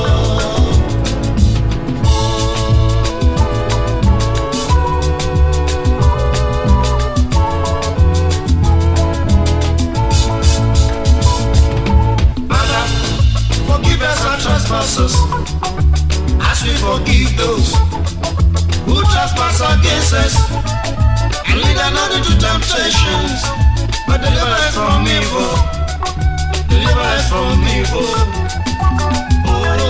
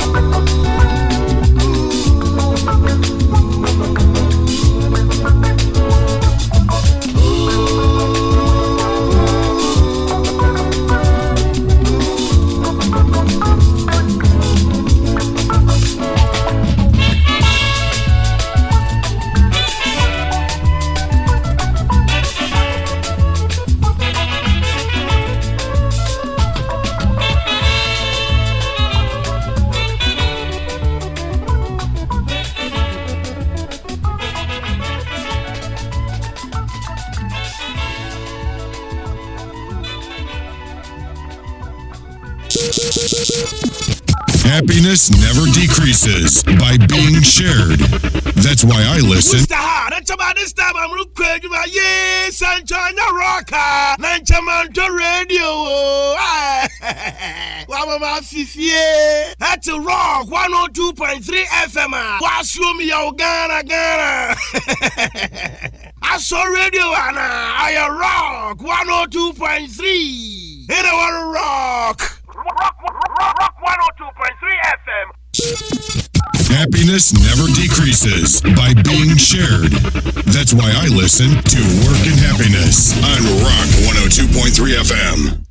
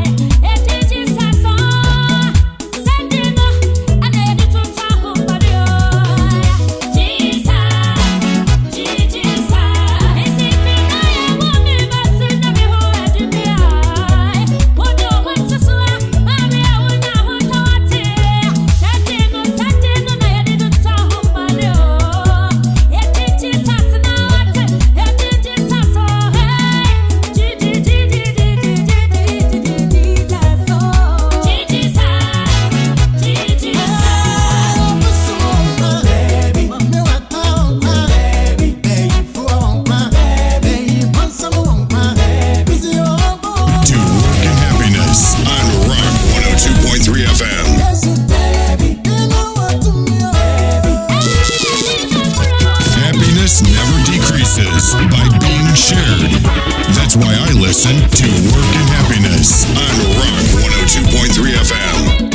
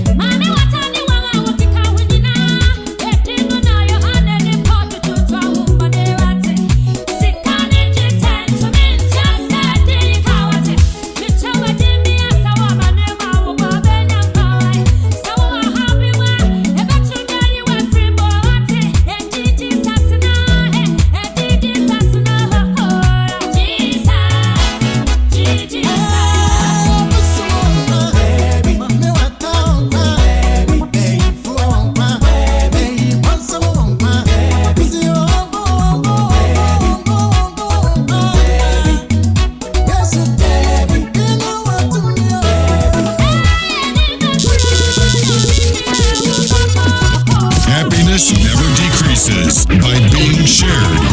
That's why I listen to Work and Happiness on Rock 102.3 FM.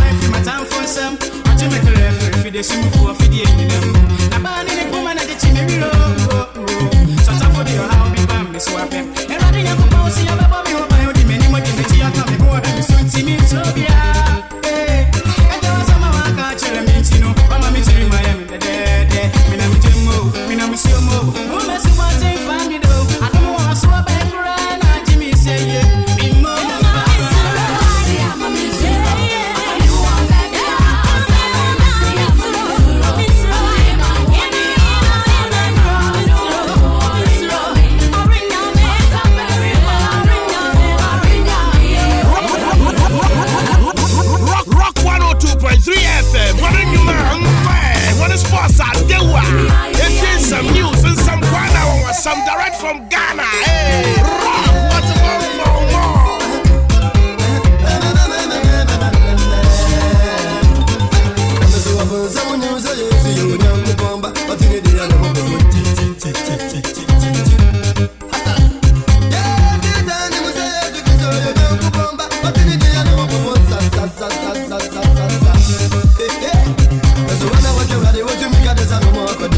Now I'm ready.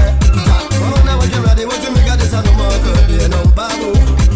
Never said I'm a boss. I want them. So I'm in a thing to a girl. I'm saying that you put you na me put you to go. Me more da. But the many you want them. So I'm a baby. I'm a girl like I'm a. Tell me now go boy. I'm a for you. So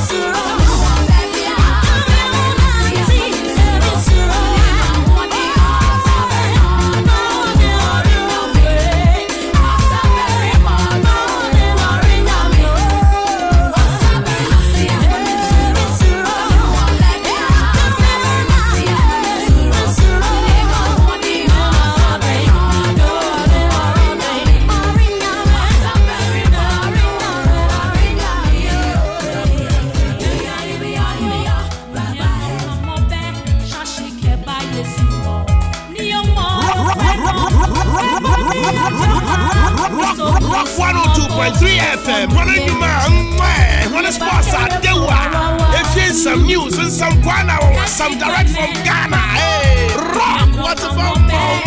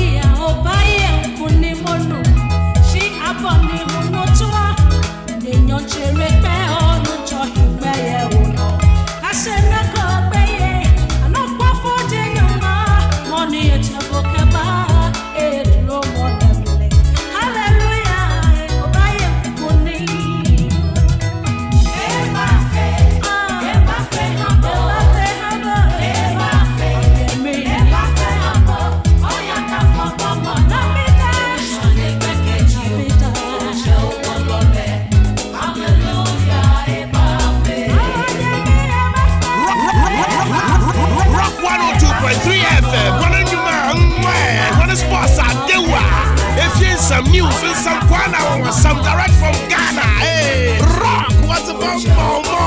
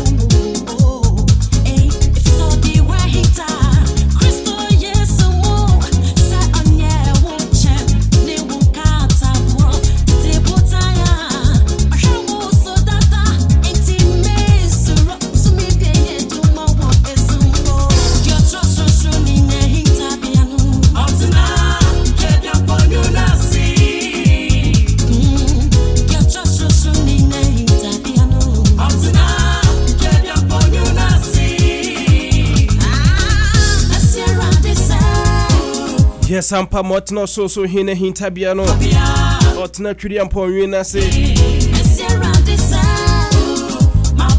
Come home and see rather there. On here, banker say. The mason ye gwan copia. Should I know there? Them don't free, we're free. But the Rock 102.3.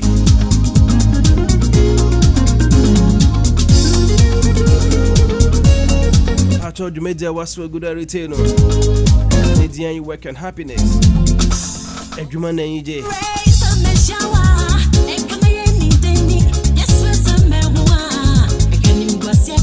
I told another pay no. Unconscious of my mother morning there. Oh, yeah, tete. Ninja there. Oh, yeah, Benjamin Franklin. We are brother Minkan there. An investment in knowledge pays the best interest. Yes, so be a investment. Up at the highest interest ever.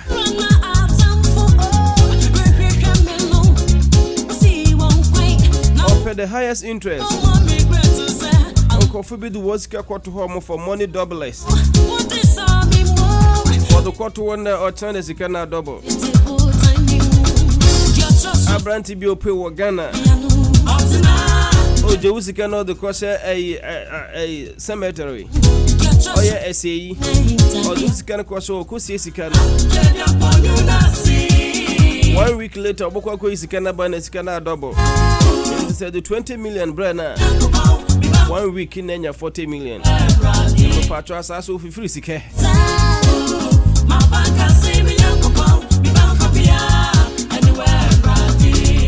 There's nothing like that. Adibia Renya Sasi daughter dam. Sikaba Mobi.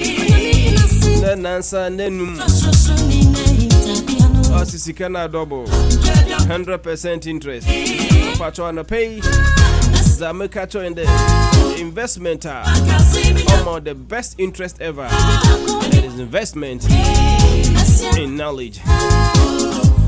So let us all endeavor. And more than a day.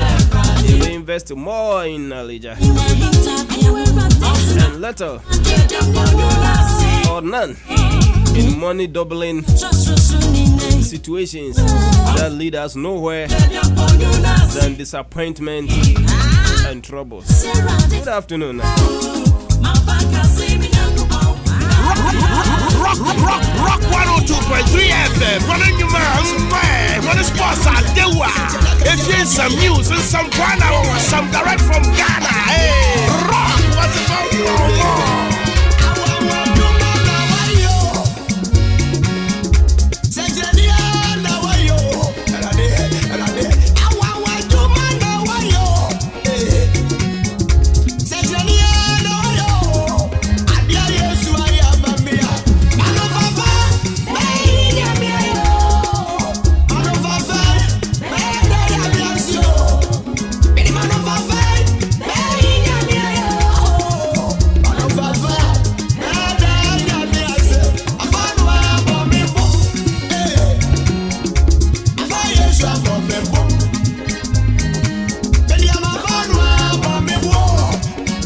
Ampa afa Yesu abobi a wankotin fa. Wankotin woda beka me yete. Munu ya kofi mi chia papa. Onyankopon nhira oye papa.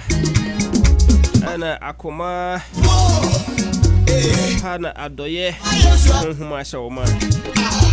Chawo na wo ma na wabusuafo nyina.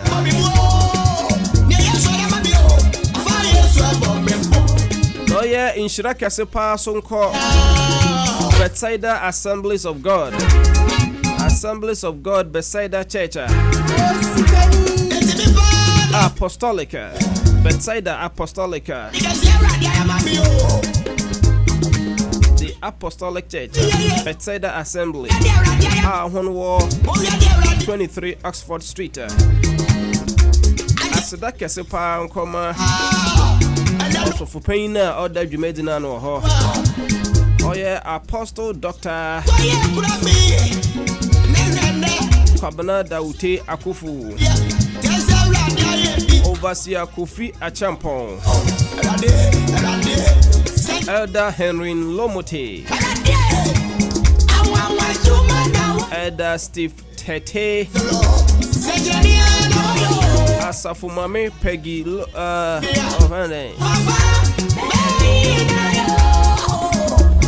Peggy Akufu Osma Fumame. The teacher Mujina and the Rock FM the Masi Bibri. I have Bethesda Assemblies Apostolic Church from Watana Sero. What's the Yenia Alex Mensa? Ne drive na ye no. Also as a church no. Want to mtuna ho mu nhwe. Enuanom today Rock FM. Oye bibi dama. Na womboa. Ya so mpanfo tena fom. Na wadwene ko benkrum de. Sada wo bobo hen. Ti oye. Wakaka won sase. Osu wenya kakra. On the Rock FM. All food we are pan of piano. See yeso de di piamunyi. Apostle Akufu onyanko ponchira papa. On tetra washi muye. Inside the assembly funyina. Yanko ponchira mu. Pay for motina sa mo for the margin na. What's up for me? Onyanko pon mama adwene bebre. Anya makoma de bisadi nyina mama.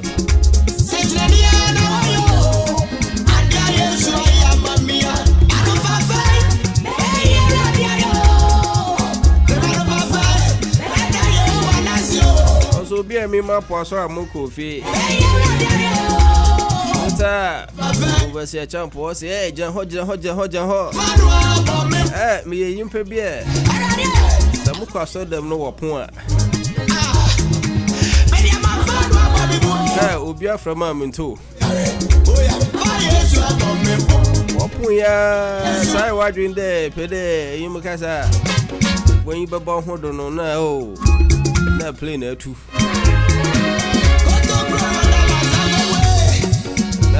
Before the mokono, me target na mo hwede obia re ye. I do obia na when you home ala na strong. I no moko. San overseer oli ye nya na rohwem. Ko nyina. Hey, jan ho. Let the matro. The same say. Overseer nyankopon nshira. Okay, me patcho se dam dwumi sa. Osan ye ko break kakra bi. We break na be sana back. Time kuchu mo ba.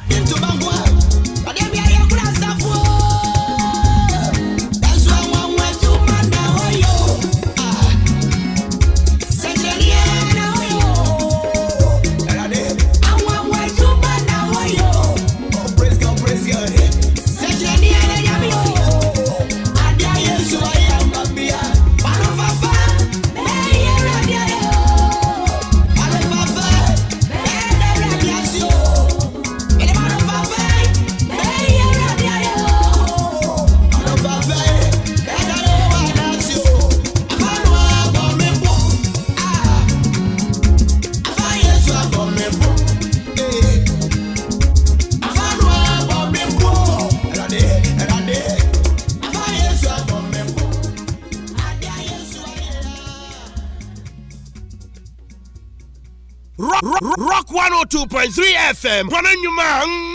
When sports are dewa. Rock 102.3 FM. When sports are dewa. If you some news and some kwana or some direct from Ghana, hey, Rock what's about more. I saw radio and I Rock 102.3. In our Rock 102.3 FM. Hey, Yenny baby, on the Waswam direct from Ghana. True Rock 102.3 FM.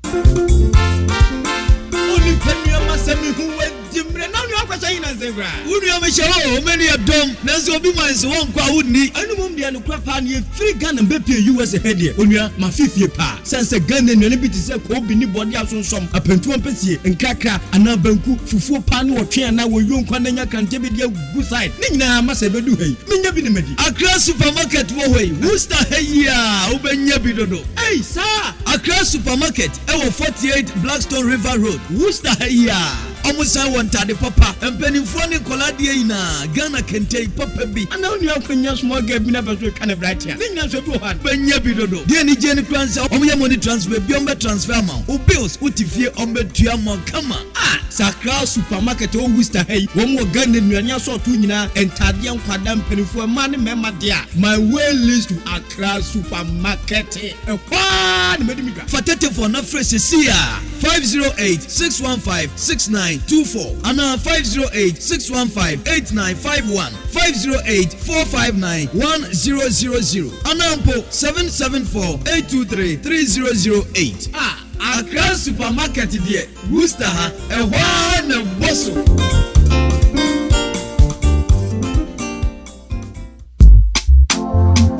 Hey, Tommy, are you not going to work today? And now you went. No way. It is because I have invested my money with a company in Ghana known as Echo Capital Investment Management Limited. That is taking part of the arbitrary work stress off my shoulders. Really? Oh yes. And you know, my association with them has made it possible for me to reduce the number of hours and jobs I do in a day. Hey, how is that possible? Good. Let me tell you. Echo Capital Investment Management Limited is an investment management company licensed and regulated by Securities and Exchange Commission (SEC) and National Pensions Regulatory Authority (NPRA) to provide advisory services and manage funds for both private and institutional investors. These regulatory bodies regularly monitor and supervise investment companies to ensure that your funds are well secured and properly and timely invested. I think I'm Echo Capital, but I have a very good account savings in Ghana with some savings with some dear baby. My sister, savings is different from investment too. You can't grow your money with savings account. Neither can you invest with the wrong firm. Do you know that your money, if kept with the right investment firm, can fetch you profit effortlessly? No. Do you also know that the business you have been dreaming about and the house you have been dreaming to build back home in Ghana can actually happen sooner than you think? I see. Yes, Echo Capital has the solution for you as well. Their products include fixed deposit investment, individual and portfolio management, institutional portfolio management, pensions fund portfolio management, project funding, among others. Echo Capital has good track record. They have high returns on investment. They make great investment decisions on your behalf. Highly competitive and negotiable interest rates. The higher the amount invested, the higher the interest rate. Echo Capital is located in Ashaleboche, Accra, Ghana. Contact them on +233 30 393 5531 or +233 30 393 5532. Log on to www.echocapinvestment.com. Echo Capital, your financial anchor. Your money is safe with us.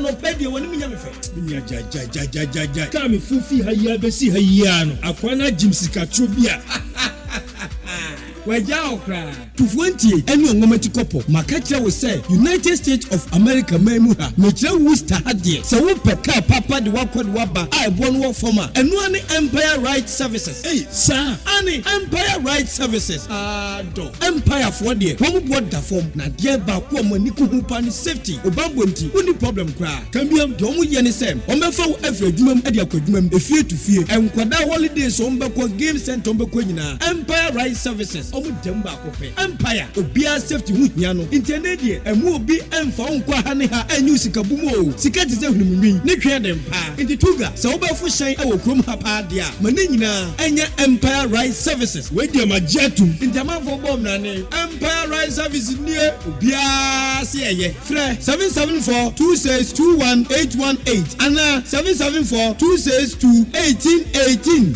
Empire Right Services and no.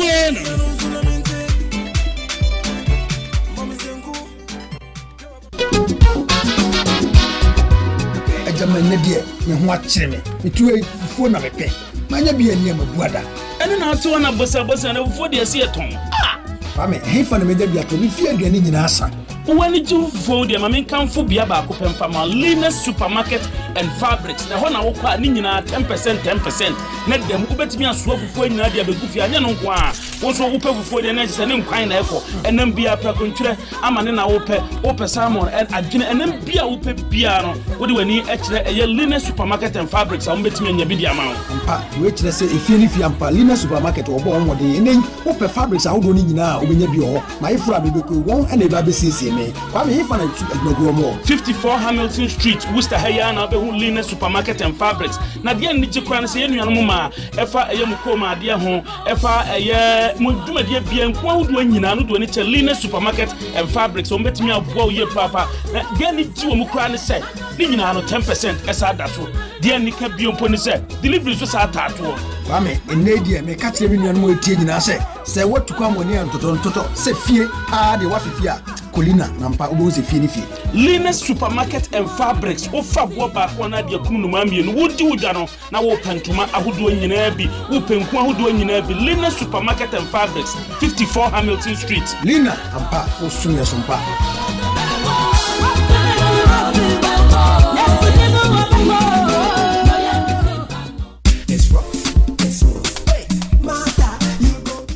Anuma de share mo wa US memu ha me de je sem de bi ebramo sem mo ya warefo anase ankrankro na mo pese ma wo siesie efa no motwe ewie peye de emfa wani ntwa ba bia ka Olus Barbering and Beauty Salon aha semi body no wani age efrise we eye 2-in-1 shop banker say efa no hairstyle of all kinds concerning male and females here Olus Barbering and Beauty Salon demu sonko kra say eye pony weave on hair plating nene ekeka ho anase menuano merema e trace Ben and our person utcha now partner to me feel you cry. Trust me, Olus Barbering and Beauty Salon, Betchan Yopo Fefe amount. Shisha wana cha kwine ewo 687 Millbury Street ewo US hiya. And after one huma bofo so 5084-105850. Olus Barbering and Beauty Salon ana. Hey, you are on a different level.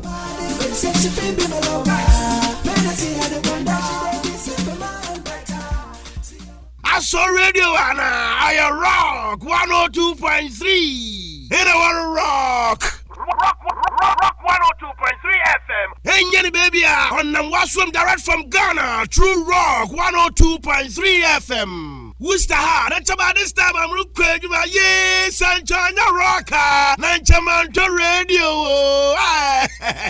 Wama Fifi. Happiness never decreases by being shared. That's why I listen to Work and Happiness on Rock 102.3 FM.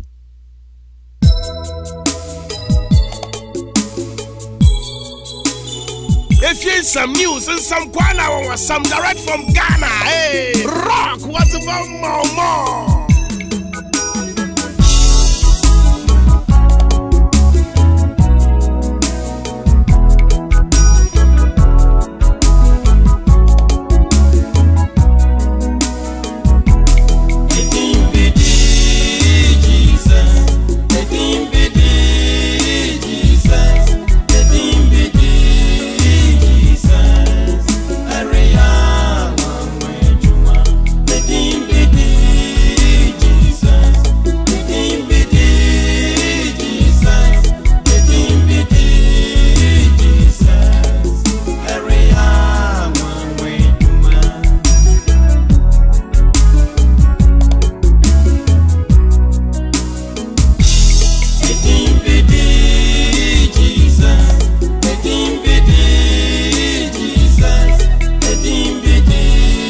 Yes, so Dimbi Jesus only ya one wajuma by Elder Michael Amwakwata of Church of Pentecost Fama.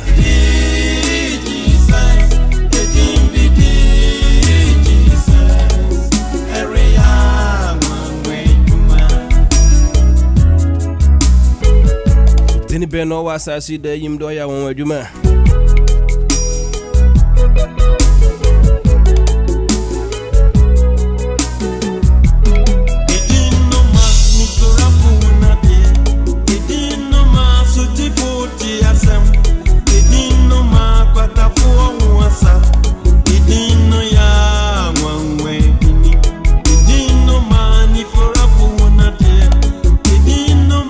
Beautiful.